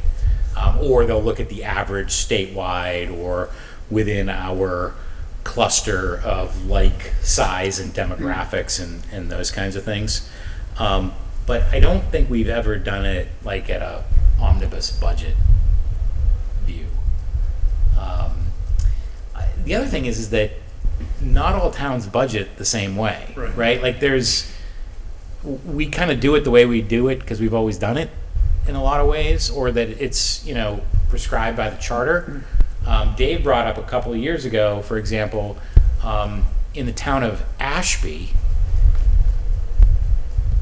they do not fund their capital plan through the standard levy limit. Instead, what they do is they do an annual debt exclusion, which then they immediately pay, but it's literally a taxpayer-funded capital plan on top of the 2.5% levy limit. What it gives is literally every voter a vote on how much money they want to pay for the capital plan every year. And but they're not committing to a long-term 2.5% override to do something that's a large expenditure. They're just paying for it for that year. Completely different way of doing it the way we do it, but in my opinion, pretty good way of doing it. I mean, I think it makes pretty good sense. And that was precipitated by the infamous fire truck that never happened in the town of Ashby. I can't tell you how many years ago, but you ask anybody that knows about the history of finances in Ashby, just mention the fire truck and you'll get a litany. The other thing is that the way they do that allows them to function from year to year with absolutely no debt. So on that Association of Town Finance Committees, which you can just go on to, anyone can, there's a lot of comparative data that's out there between each of the 351 communities in Mass. So you can, Yeah, I have noticed, I paid attention this year to, like the Recovery Act money and how that's been allocated, Chapter 70 money, every time, the governor and then the Senate and then the House put out their Chapter 70 numbers, you see them in this gigantic spreadsheet that's every city and town in Massachusetts. And you can actually also look at the difference from the previous year. The problem is that it doesn't give you any kind of demographic context, right? It just kind of, so, I'll definitely look for that information, because any way that you can add some, demographic color to that, I think would be really helpful. you just VLOOKUP in Excel. Yeah, at least you can see something a red flag. Why are we spending 8% more than the average? Or Right. It might be a great reason, Yeah. but Yeah. let's take a look at it. Or why are we spending 4% Yeah, and less? by the way, whenever we do a new contract, like for example, the trash contract is topical these days, that does get a local comparison, right? So, the town manager does say, okay, this is what's, given pay-as-you-throw programs in our region, this is what it looks like, that kind of thing. So, anyway, all right, it's getting late. And we've got another topic to discuss. So this evening I have invited the town land use director, Mr. Adam Burney, to come and talk with us about the 40B application that the town received notification on last week. So the timeline that we were given last week, which precipitated the change to the agenda this week, is no longer current. So Mr. Alonso announced on Tuesday that the site walkthrough, which I believe was originally scheduled for today, is now at the end of the month, at least a couple weeks from now. Yeah, it's the week of the 26th. The town manager sent around the actual date, and I don't recall it off the top I of my didn't head. receive it. I think it was the 29th. I think it might be. Okay. I think it's a Thursday. Because of that, the deadline for comments to mass housing is now mid They August. they extended it due to the timing of the filing and the fact that it's a vacation Yeah. laden period of time. So the context here is, we are not one of the like committees that you would naturally go to for comments for something like this. This is typically a planning board, select board, informed by public safety, DPW, those guys, conservation, school, that sort of thing.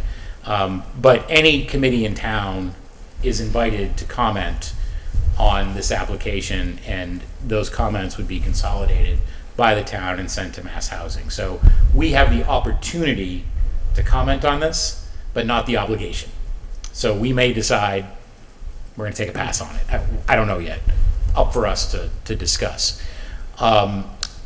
However, given the very compressed timeline that we were given at the end of last week, we put this on the agenda. I invited Mr. Burney, and I also collected some statistics from public safety, and asked Mr. Burney to collect some stuff from the school department, which have been provided to you in email over the last couple of days, which is why you've gotten a ton of email from me over the last couple of days.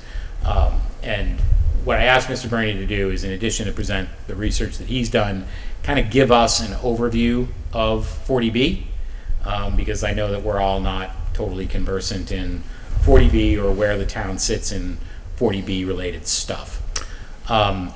I have your slide deck. I tried to give it to. Well, I'm going to share it. Yeah, he told me you were going to share it. So bear with me for a second while I figure out how to do that.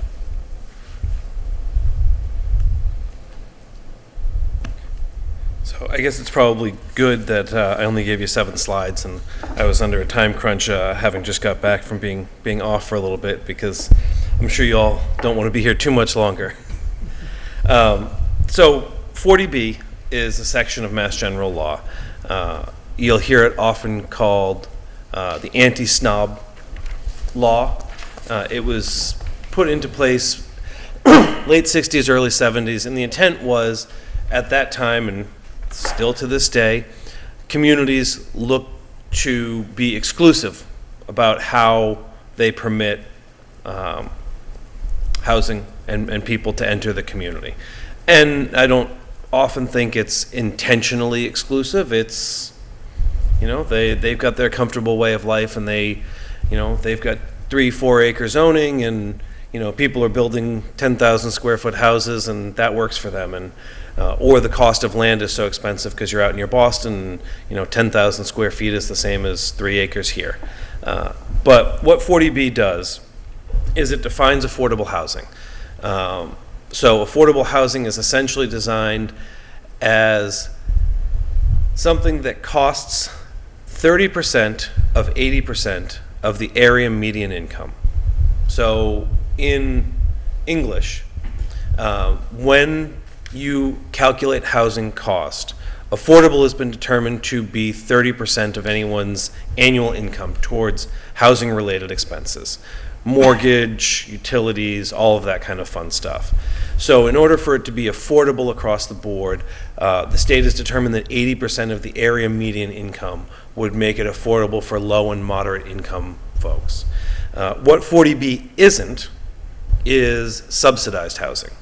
So Section 8 or government subsidized housing, which are federal programs where people who don't have jobs, don't make money, or live below the poverty line are given vouchers or funding to pay for housing, are not this. This is what today we would probably call workforce housing.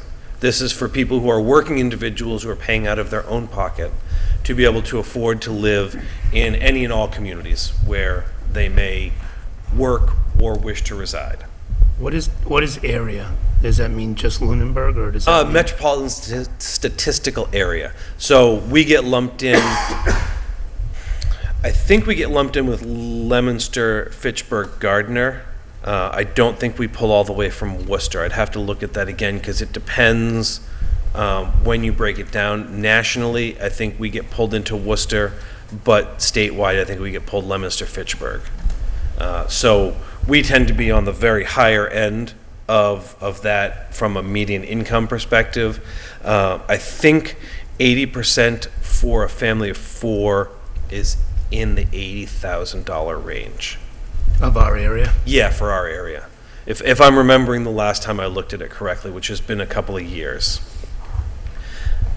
It permits, I'm sorry. So just to make sure I understand the number, so you said about 80,000, that's the number, that's the income number? That's the median income, that's the 80% of the median income for the area. So 30% of that is 30 times 80, or like 24,000? Yeah, give or take, for the family of 4 over the year. Right, okay. And Got it. DHCD actually is the one who dictates what those numbers end up being. They keep a record, or they determine those costs based on the changes over the years. And they're the ones who work with Mass Housing and the other funding agencies to give this information out to the applicants. Thank you. And it permits the submission of a comprehensive permit. Mr. Beardmore indicated that, a number of the boards that might comment on this, ultimately this law, as it says, outlines the process and assigns the zoning board of appeals as the permit granting authority. They're the overlords of comprehensive permits. So it gets filed with them. They're the ones who conduct the public hearings. They're the ones who place the conditions. They're the group that coordinates all of the reviews amongst departments and deals directly with the applicant and their representatives. Excuse me. So if you looked, Chapter 40B covers a lot of things, regional planning agencies, this and that. So it's just sections 20 through 23 that cover comprehensive permits. And I think in total, they're probably about 2 pages worth of text. And you hear all of the doom and gloom of 40B and all of the intricacies and all of the requirements, and you look at that and you say, how can this be? Well, next slide, please, is 760 CMR 56 is the actual governing language of 40B. And it's probably, of course, they don't number the pages, but that's it. It's probably about 50 pages. You gonna read that into the record? Well, if you'd like me to. I mean, we might get home by Saturday. I can send it to you. You can go and search it out. It's easy to find. It's not easy to read. And it covers everything from site eligibility through the process, through the levels of profit that developers are permitted to make.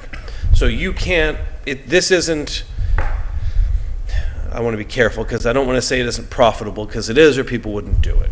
But it's not like a market rate development where if you bought the land for $10 and you've got a deal on lumber coming from somewhere else and you can make $20 million, that's not going to fly for a comprehensive permit.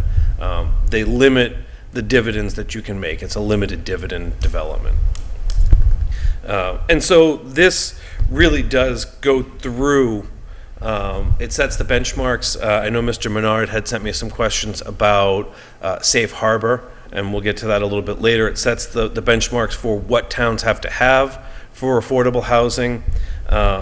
It outlines the process that funding agencies go through for site eligibility, and it kind of outlines the submission and public hearing requirements, and it gives each individual community the right and the power to determine their own set of rules around comprehensive permits, as long as they don't run afoul of the CMR. So we have our own set of rules and regulations for how you do it. They don't conflict with the CMR. They just talk about how locally we want the process to run and what sort of submissions and requirements. And if you all want a copy of that, we can get you those. They are most likely posted on the zoning board's website, and if they're not, we'll make sure that they get up there. So this project, the Arrow Estates, has the 40B, 18 and a half acres, plus another 100 or so homes. Correct. The other 100 homes come under comprehensive permit, or those would be outside of comprehensive Those are permits? outside of it. And when at the end, I've got a little bit more about the specific project, and I'll go into Okay. that a little bit. So the next slide, please. This is kind of a quick workflow of how a comp permit works. We're at the green step. So this is infancy. We're like this is another 2 years of work here before we're anywhere close to getting to the end. So site eligibility is where we're at. So this could all end here, theoretically. It's probably not likely to, but this process is required through the CMR, and the proponent needs to submit the series of information which you've all been sent around and maybe have looked at, maybe haven't looked at, but that all goes to, in this case, Mass Housing. Mass Housing reviews that. They have the comment period with us. They do with the municipality. They do the site visit. The municipality, any individuals, pro or con, private citizens are allowed to submit comments as well. They go through the comment period, and they determine over the next probably 90 or so days whether or not they feel that the site meets eligibility requirements. And if it does, they issue a letter of site eligibility. That swings us into the comprehensive permit. Does site eligibility have requirements that are written down by the state, or is it just someone's feeling or a group of people's feelings? Yes. Which one? Yes. It's outlined in the CMR, in 760 CMR 56. It tells you what you have to do to get site eligibility. Ultimately, Mass Housing looks at it and they make their own. I won't say it's objective, but it's not entirely subjective either. It's kind of a blend of the two. I mean, there's certain things you have to get it, but then somebody has to look at stuff and say, yeah, I can subjectively see how that would meet that criteria. I will say it's uncommon, not unheard of, for a site to be rejected eligibility. It's probably more common now than it maybe was 10 or 15 years ago, but I don't think anyone should hang our hat on, we've got a great case of why it doesn't have site eligibility, and they're going to have to find that it doesn't. Do the comments that are made through the commenting process, are those only relevant to site eligibility? Yes. Or do they have any bearing on any future decision or discussion? Well, you throughout certainly the could process? make those comments again. Right, but they're not, No, there's no Not something that the- record pulling forward where they submit all the comments to the zoning board, and the zoning board's like, oh, great, we don't have to do this. We have to do that whole process again. okay. And that's really the next step, is the comp permit. So Before you Sure. jump, just a question. So the subsidizing agency is Mass Housing? Correct. And they approve or deny the eligibility? Correct. Okay, so they control this site eligibility? They control the process at this point, yeah. And once they issue eligibility, then it comes to us. Got it. And then the zoning board controls. So having not read the governing rules for eligibility,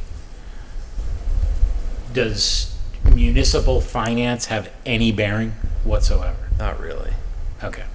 Unless there was some incredibly relevant issue that was insurmountable, that might, but I think it would probably have to be just glaringly gigantic for them to school is not going to be the thing that sinks this. And I know that because that's the thing everyone would be scared and worried about. Right. Especially with a development of 200, multi-bedroom units. Right. So what about, like, the one concern I have is now you have 300, 200 plus another 100, right? Well, the Going other up in 100 there. isn't going to matter.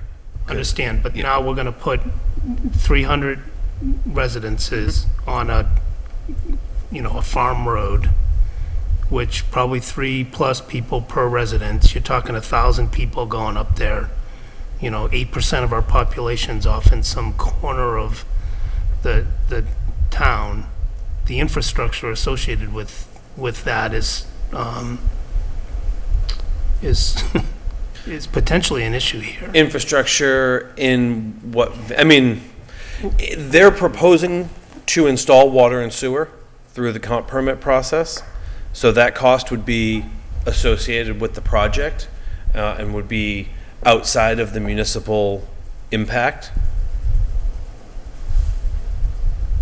You got 1,000, have you ever tried to cross Route 13 as it is? Again, I'm not saying that you don't have a reasonable argument. That ultimately would probably trigger that intersection meeting 24-hour warrants for a traffic signal. And so that's again a surmountable condition that they could theoretically absorb through the project cost, and could be resolved as a condition of that, or some other potential funding source, whether it's the TIP or some partnership with the town and the developer to resolve that. So that's not going to stop site eligibility. It may impact the comp permit process, and it may have a role to play in the adjudication of their application of comp permit, but Mass Housing is going to look at that and go, well, that's a detail that you have to figure out.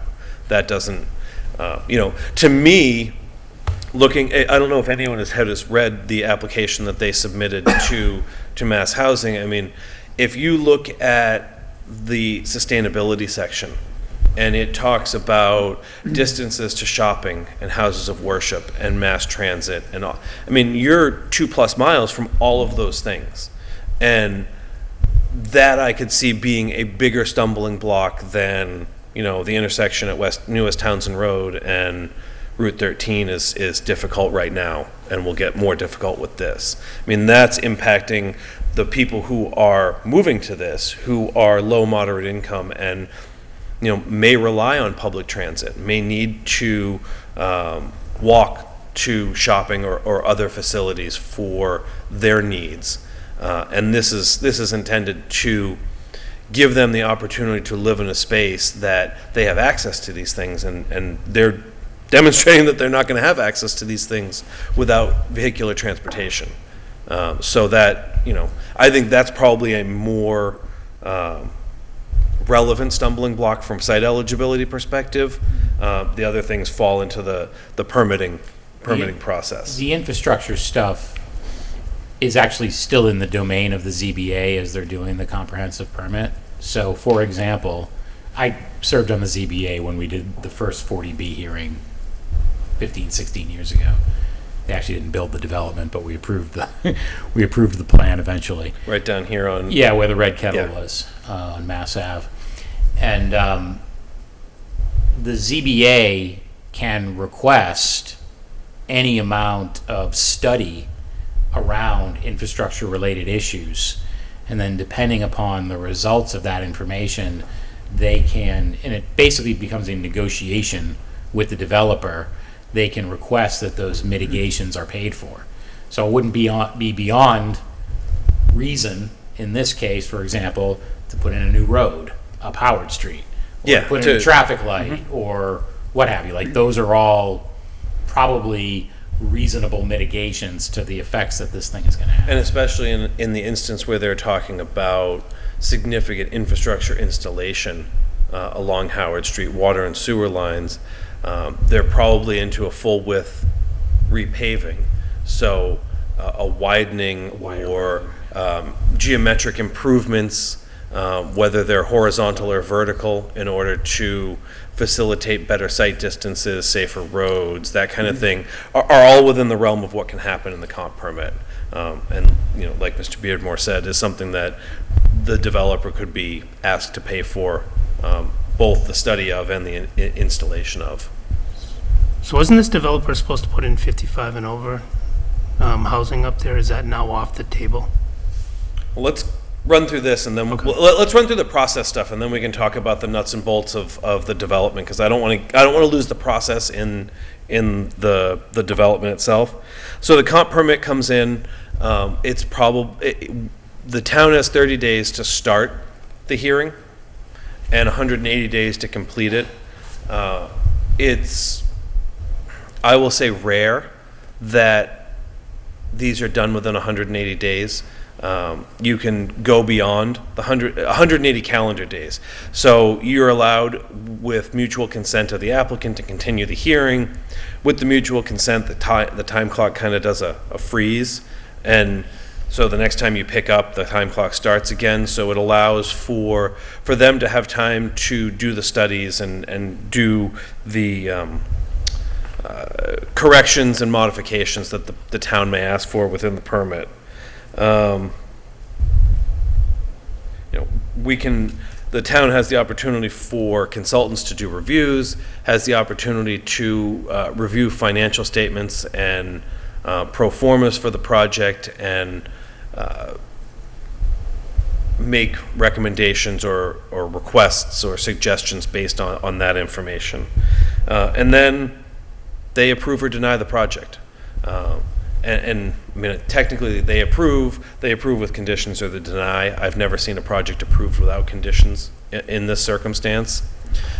In the event that the town denies the project, the applicant has the right to appeal to the Housing Advisory Committee, which is through the state. They very often side with the developer, but then the town has the right to appeal through the court system. We're very familiar with that here in this town.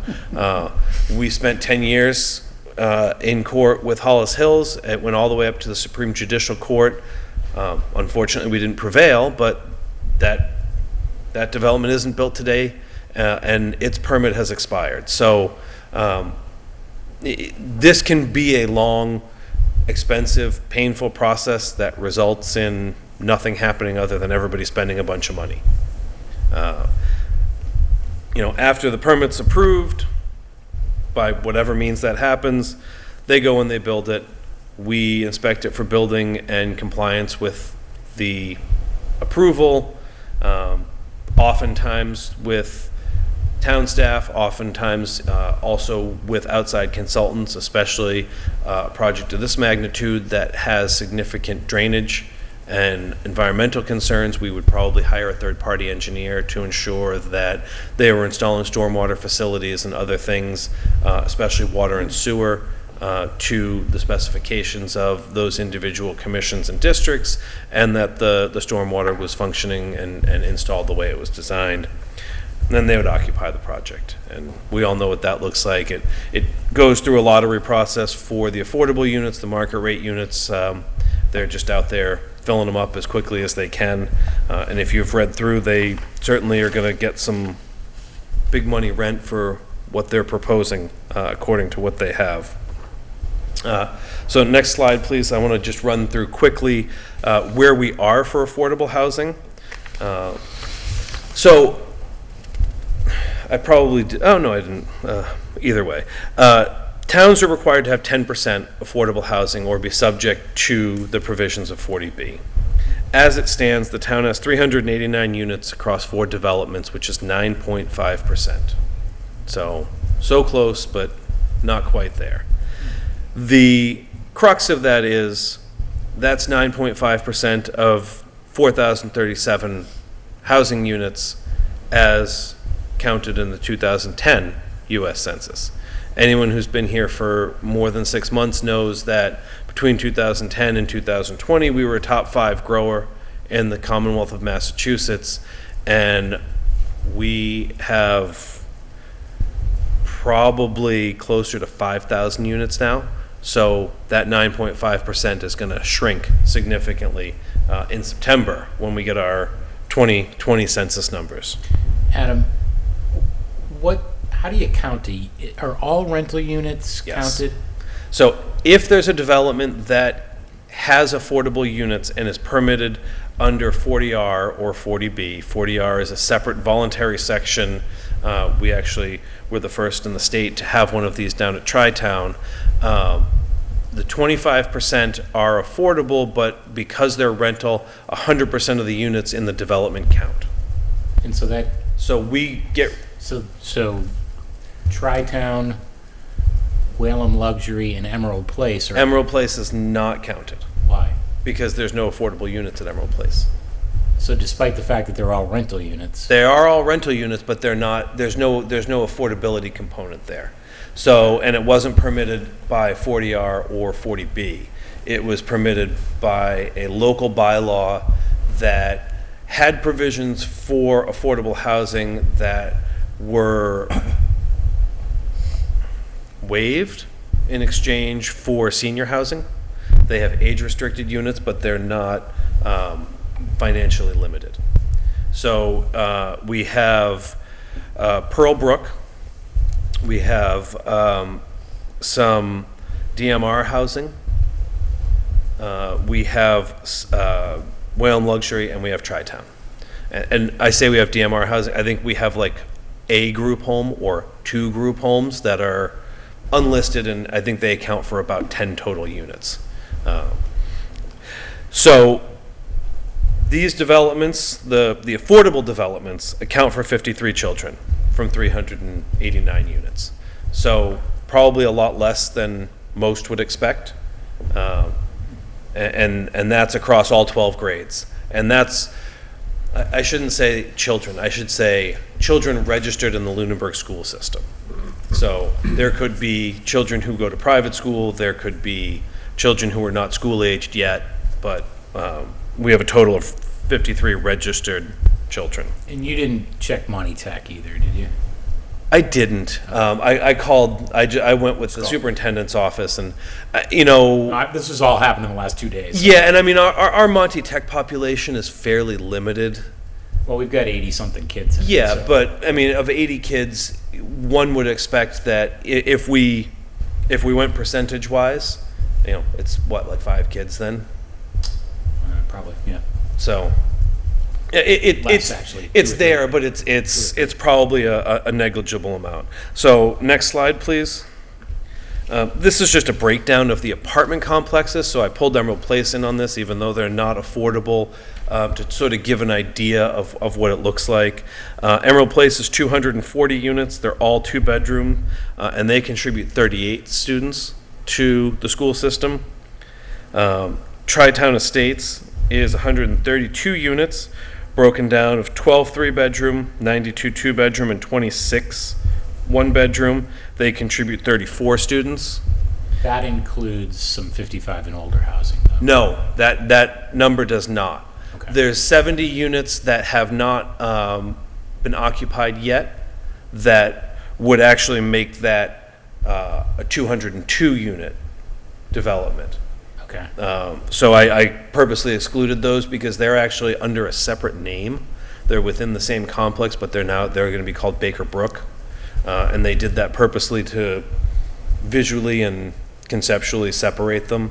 And it has to do with fair housing law and some Yeah, other. but those 70 units will eventually find their way into our inventory. They will. I'm sorry, they are included in our inventory, but they're not. They don't count towards our We're not. student count. Okay, got it. And then Whalum Luxury is 120 units, 12 3-bedroom, 84 2-bedroom, 24 1-bedroom, and they contribute 19 students. So we're not seeing massive student count from these. You know, all day that ends up being 60, 72, I should have done this math ahead of time, 91 students across 250, just under 500 units. And we're looking at a proposal for 200 units. Correct. With a estimated value of about $60 million. I thought it was 40 million, but My recollection from the, it may be. I mean, I only read it a couple times, and okay. I was focusing on some of the, but yeah, it's in that ballpark. And then the last slide, I think addresses some of what Mr. Menard was asking about is safe harbor. So 10%, there's 4 ways. One of them I didn't put on here, and I'll explain that in a minute. So if we have 10% of our total housing units, if we have 1.5% or more of our total land area devoted to commercial, residential, industrial development, or if the proposed development is 30% of 1% of our total land area, we can deny it, claiming safe harbor. So we haven't hit the 10%, as we already talked about, we're at 9.5. Excuse me. 1.5% of our land area would be about 173 acres. Currently, we have about 53 acres. And so this proposal would be, even if we call it 20, that gets us to 73. We'd need to find 100 acres of affordable housing somewhere. And then the final, it would need to be a 52-acre development, and this is about 19. The last way we could claim safe harbor is if we were meeting our development goals under a housing production plan. Our housing production plan expired in 2019. It was not a big priority of mine to propose updating it because we weren't seeing a lot of affordable housing production. And I know you'll say, oh, but they built Whalum Luxury and they're building this. None of those would have counted because they'd already been produced by approvals. The Tri-Town approval goes back to 2011. The Whalum Luxury approval goes back to 2015. When they originally built the 4th building at Tri-Town, I went to the state and I was like, look, we just made 32 units. We're making our hay in the housing production. They said, yeah, it doesn't work that way because you already produced those before. You need to have new proposals for affordable housing. So it's sort of the housing production plan is great if you have an active housing sector that is full of people who are willing to work with the town to create some affordable housing every year, and that's just not the way our sector has worked. So there are a lot of other things I think that we can focus on that will move the town in a positive direction that's not going to help us get there. So that's why we don't have that safe harbor. So, sorry, go ahead. We have I guess first question is do we currently have a relevant master plan? No, we are in the process of, we put an IFB out for 2 chapters of the master plan. Our current master plan is from 2002, which is better than a lot of communities. It had some updates proposed in 2008 that were only ever got to draft. The planning board invested in a population study that was completed in December of last year. I forget what year we're in sometimes. And you'll recall, Mr. Beardmore, and I think some of the other folks were at that symposium we did a couple of years ago. Our population projections had us losing population in 2020 and continuing to lose into 2030. And it wasn't realistic. So we hired the Donahue Institute, who essentially does all of the census work for the Commonwealth and is very well respected. And they actually developed the numbers that we had, but in speaking with them, the methodology that they use is they kind of take trends in the way that censuses have gone, and they take the proposal and they kind of divide it evenly.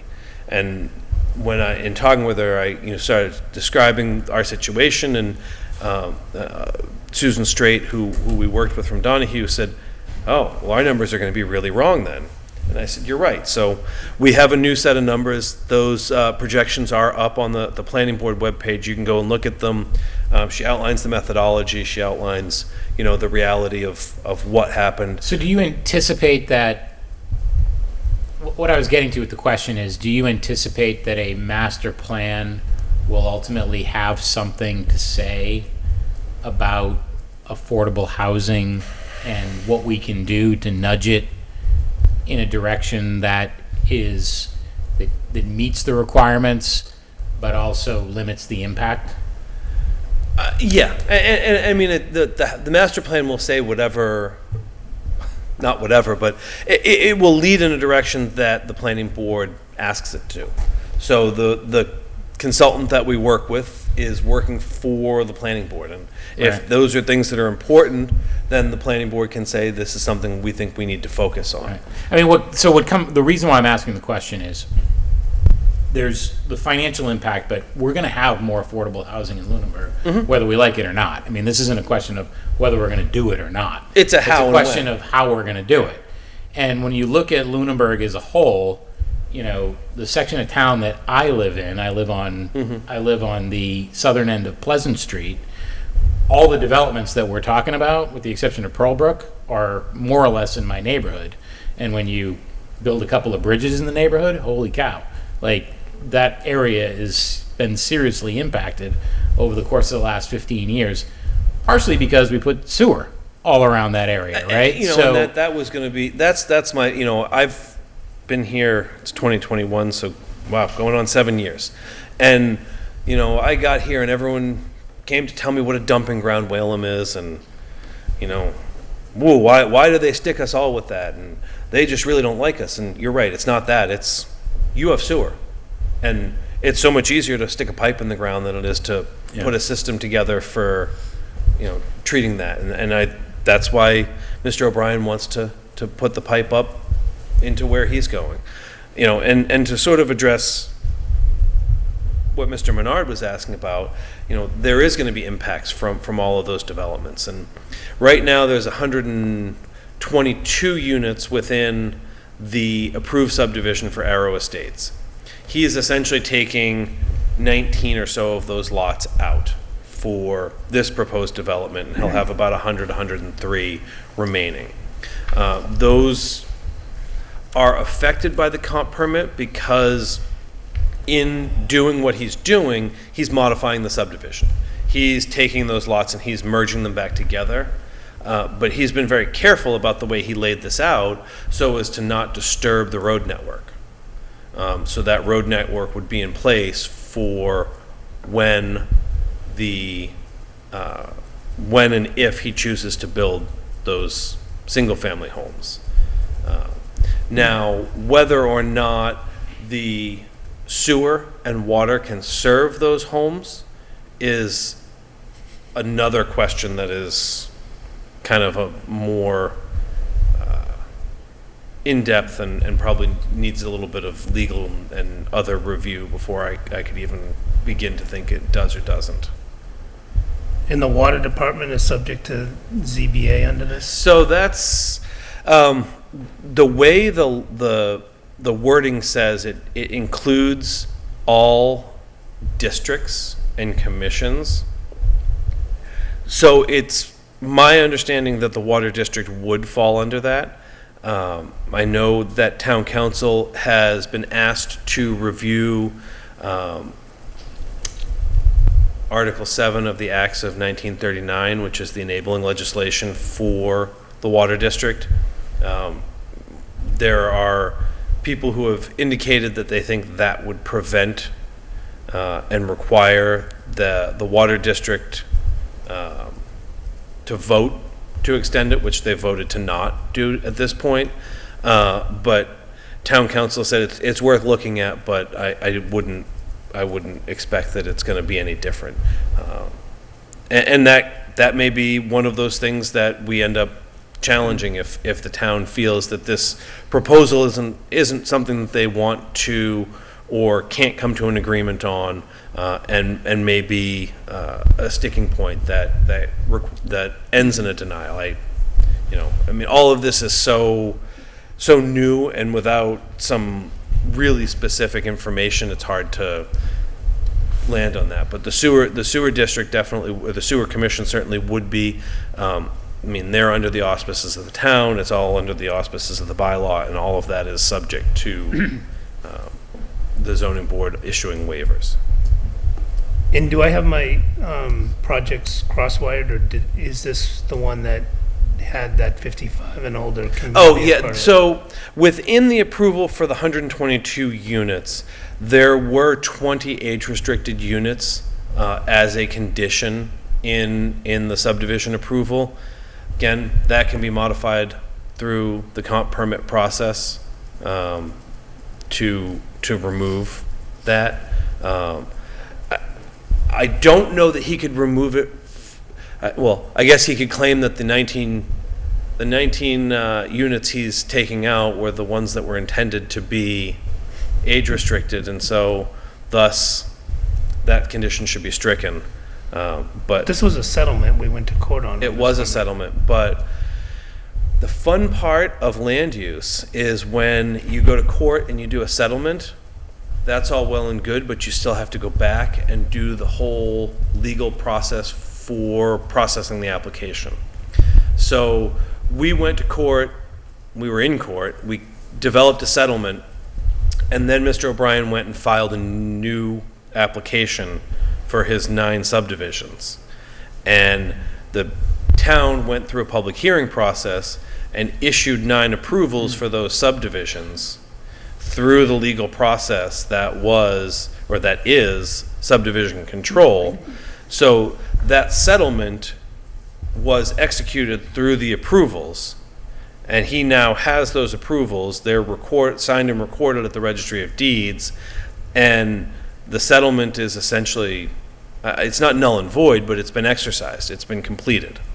So now he has the subdivision approvals, and he's moving through the comp permit, and those subdivision approvals are also subject to the comp permit because the land within some of those subdivisions and the conditions within those approvals are part of what he's doing in the comp permit. So does that encumbrance mean that they're not going to expire anytime soon? So with subdivisions, they have a 2-year, I think we have a 2-year shelf life on them, but they also create a zoning freeze for 8 years. So I would The have, question I'm getting to, Adam, is does he have to build a house inside of the next 2 years for those permits to be valid? I would have to look at it and see it, and it might be that by modifying them, he's taken action and creates another 2-year window for himself. But it's interesting if you read through some of the pros that he has in his application. He speaks about natural views and walking trails and preserving. Which you're going to get built on. And that's all well and good if you go out there now because it's great. It's a scrub brush, and you're like, oh, I'll probably see some grouse, and and if he goes through with everything that he's saying, that natural view is going to be a bunch of colonials that get slapped up on 40,000 square foot lots, and I guess it is in nature in some way. Adam, can you tell me, off the top of your head, is Arrow Estates 9 part of the footprint for this 18 acres? No, I can't, because even when I have the plans in front of me, I need the key sheet to figure out which one is 1 and 2 and 3 and 4 and Okay. 9. I only bring that up because Arrow Estates 9 involved an agreement. Is that the donation? That's the access road to the town So, forest land or there were- conservation land. yeah, there are a couple of things in there that I would expect the planning board and or the Conservation Commission to push for inclusion in any approval, and that would be there's a 40-acre parcel at the northeast side of the parcel that includes a pond, which is the headwater of the Mulpus, that Mr. O'Brien agreed to donate to the town as part of the subdivision approval. I would expect that someone of those groups would ask that that be donated as part of this project. And included in that, there was a 20 or 40 foot wide strip that goes back into the town forest up there. I don't know that they would push for that. That area is not included. All of this is up towards the front, near I where see that here now. the farmhouse currently stands. And I don't even think it goes back as far as the processing building that used to be up there. And so the access road would probably not be included. The donation would make more sense because it would give the town that.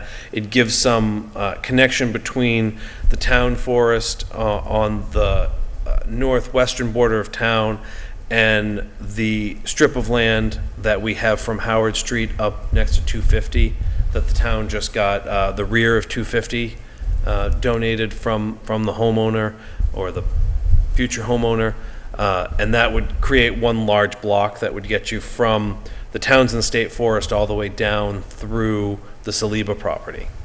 As long as you hop across the corner and don't That access trespass. road, though, was negotiated because there is still no real Correct. direct access to that land. But this project wouldn't create roadway back there anyway. So. Correct, yeah. He would have to get into the subdivision, which is a much bigger project from a construction perspective, especially on a roadway. Now, the town could, again, this is all predicated on the town deciding that this is a project that they are willing to accept and willing to negotiate benefits from. The town could, as an entity, decide there's no way, we don't want this, we're going to fight this tooth and nail and just not negotiate.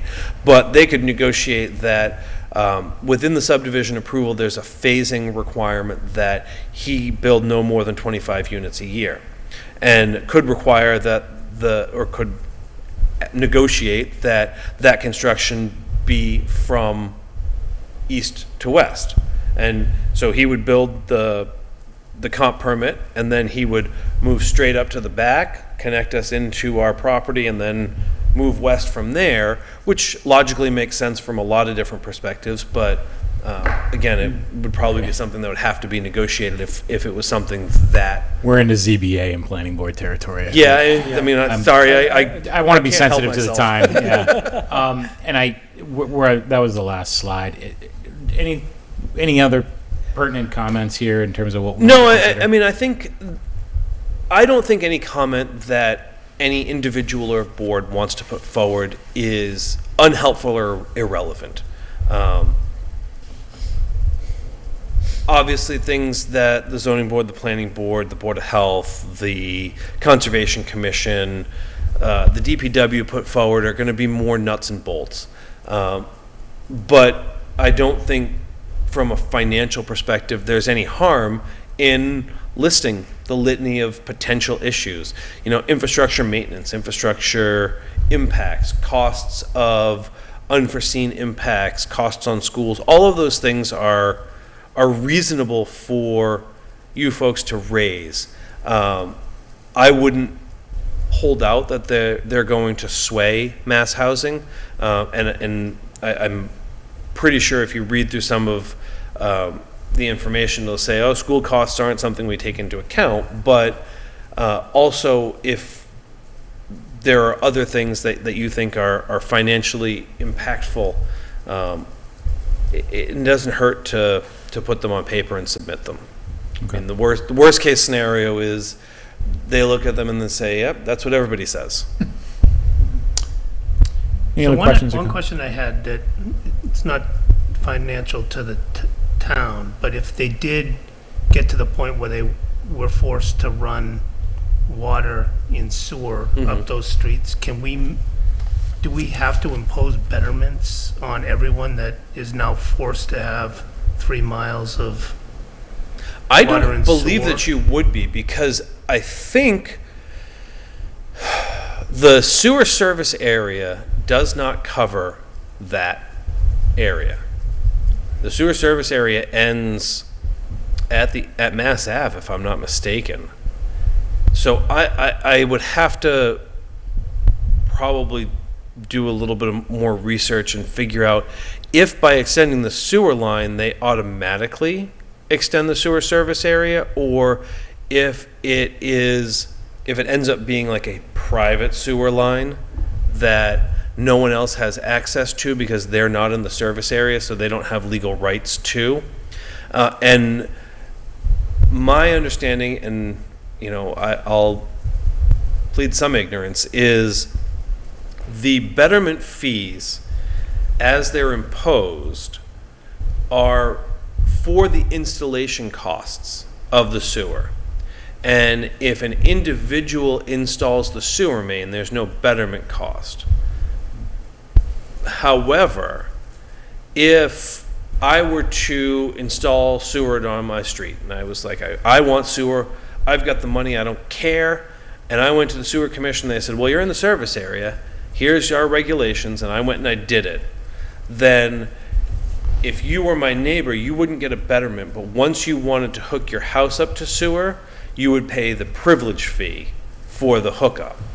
And I don't think anyone ever escapes the privilege fee. If you hook up. If you hook up, yeah.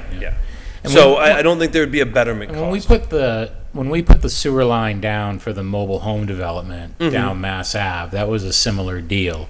There were no betterments incurred along that way, and I believe it was even engineered purposefully Yes. so that it wouldn't become something that would be a And the link park to paid development. for that, or The park paid is for it. Yeah. still paying for it, right, yeah. But it was or not, depending on who you But ask. that was a provision of that agreement, was that it wouldn't be something that Yeah, I Amy think Proctor, who lives on that line, could hook into. I think this would be a harder line to design that way because the mobile home park is 30-something units, and Yeah, they're this is going to be a big budget. yeah. Yep. Okay. So, a couple of other things that I just want to, for the benefit of the public and for the benefit of the members of the board who may not have seen the emails. Thank you, Mr. Bernie, for collecting the information, in particular from the school department. At some point, we might want to look at Monty Tech and some other costs associated with these developments, just for comparative purposes. It is interesting that a 2-bedroom apartment does not necessarily mean a family with a kid. And it's interesting how those usages develop. I did put in a request to both the fire department and the police department, and both chiefs shared some statistics around calls to each of those developments. We actually had some stuff that the fire chief had provided during the budget season, and the police chief went ahead and compiled pulled some numbers as well. So I encourage the members to look at that. What I think we should do, and this is certainly, for the board to decide, is I think we should, given now the extended period that we have to consider if we want to comment and how we want to comment, that we add this to our next meeting agenda. We take our own individual time to research based on the information that's been shared. We can also do individual research and bring more information to the table, and then discuss it at our next meeting. I don't think that we could compile comments at that next meeting, and then one of us can put them together, and by acclamation we can just send them. I don't think it's something that would require a vote on a specific document. Is that okay with the members of the board? And I'll say, Mr. Beardmore, I know the town manager sent around a 40B handbook. Were you all on that? Okay. I encourage you to read through it. That's actually probably the most digestible information I've ever seen on 40B. It's written for folks who don't do this all the time and aren't, versed in it. So it really does break it down. It gives you the timelines.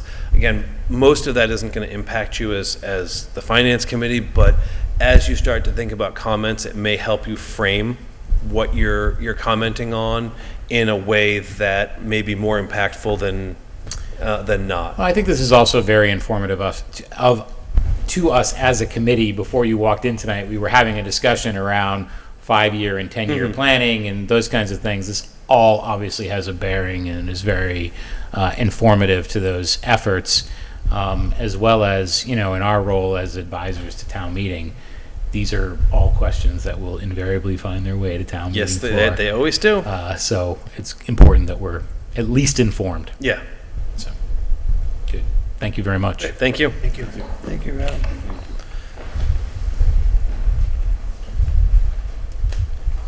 Find my agenda.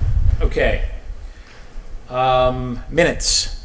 So we have minutes that have been submitted for our meeting on June 24th, which was basically a meeting to approve minutes.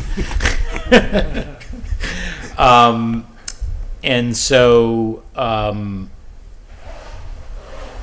would entertain a motion to approve the minutes from June 24th. So moved. Any discussion? I believe that we still have some missing minutes from that were assigned or something, which we kind of need to get to the bottom of and figure out. Yeah.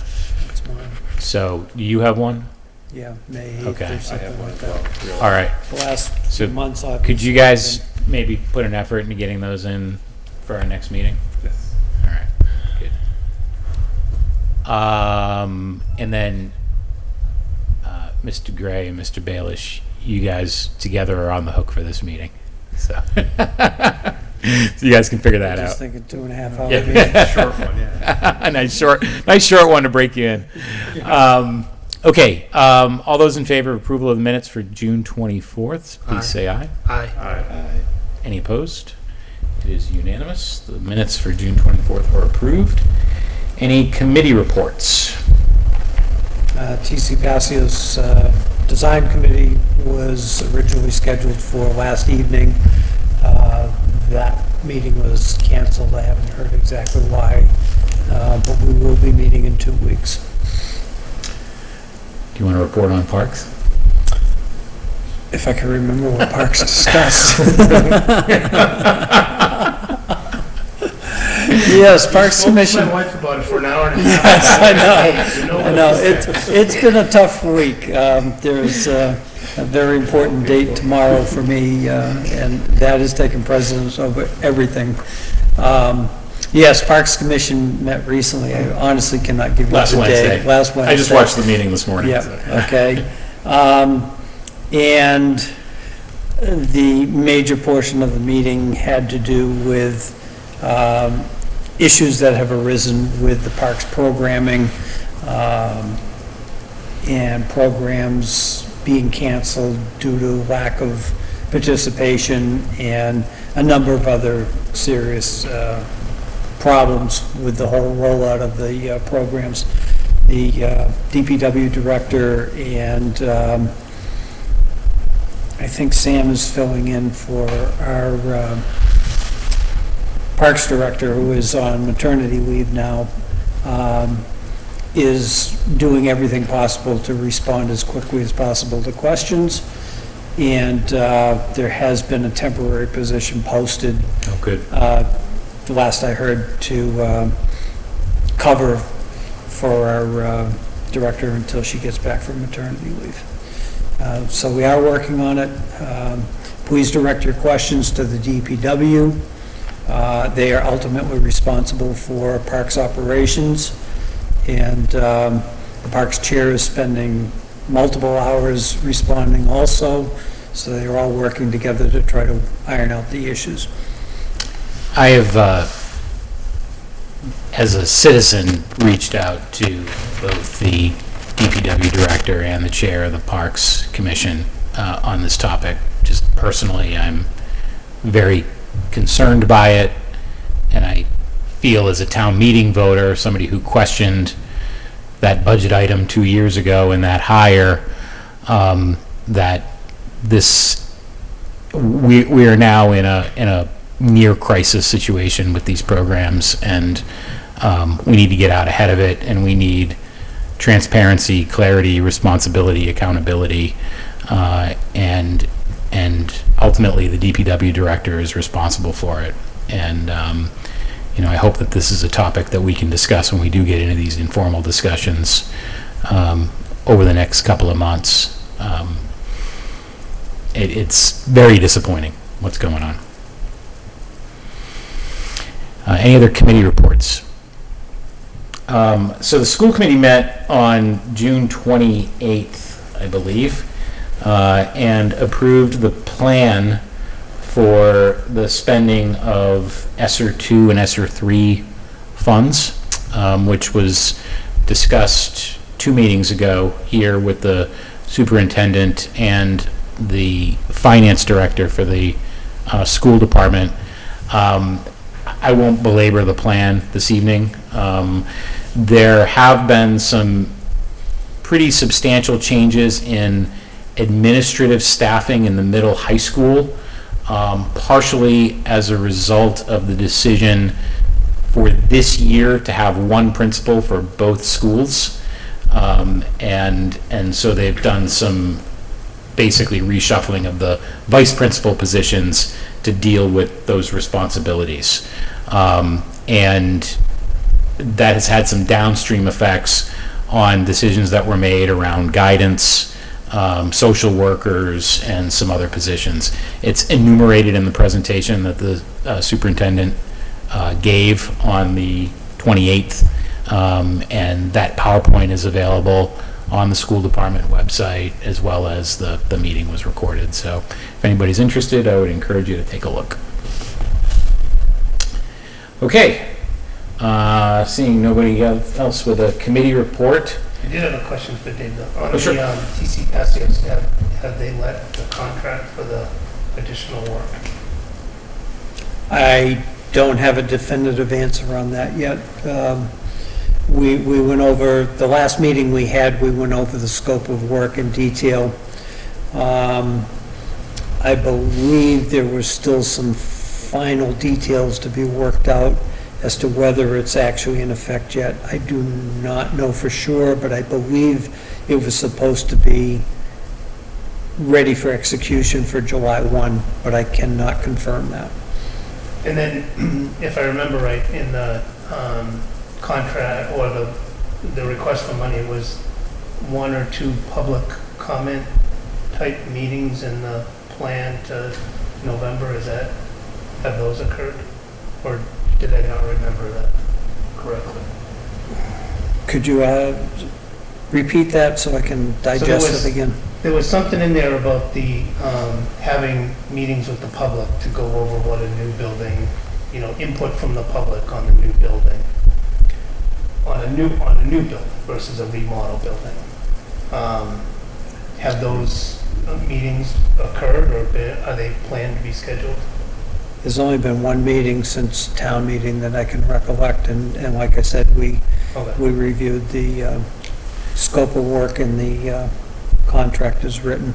My recollection from the meeting before that, I believe, not the most recent meeting, was that the chair did intend to schedule those meetings at some point, but I think it was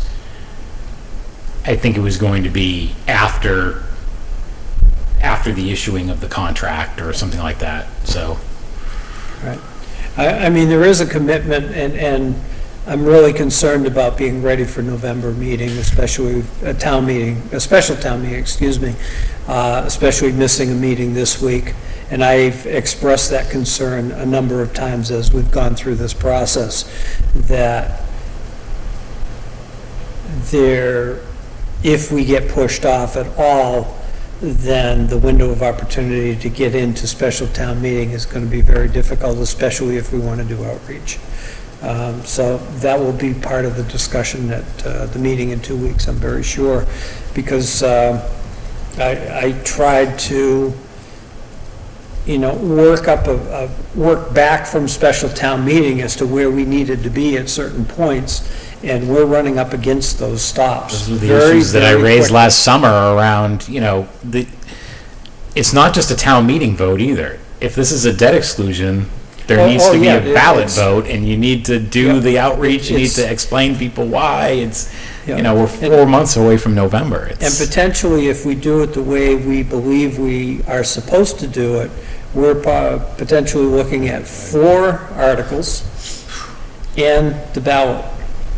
So And we've got a lot of work if we're gonna do it by November. The other thing that keeps hitting us is construction costs being up 50 to 100% or whatever. So, you know, we got to factor that into the discussion too, is that the rules of thumb and the actuals from a year ago are no longer the, you know, the bids that we're getting in due to material and construction costs.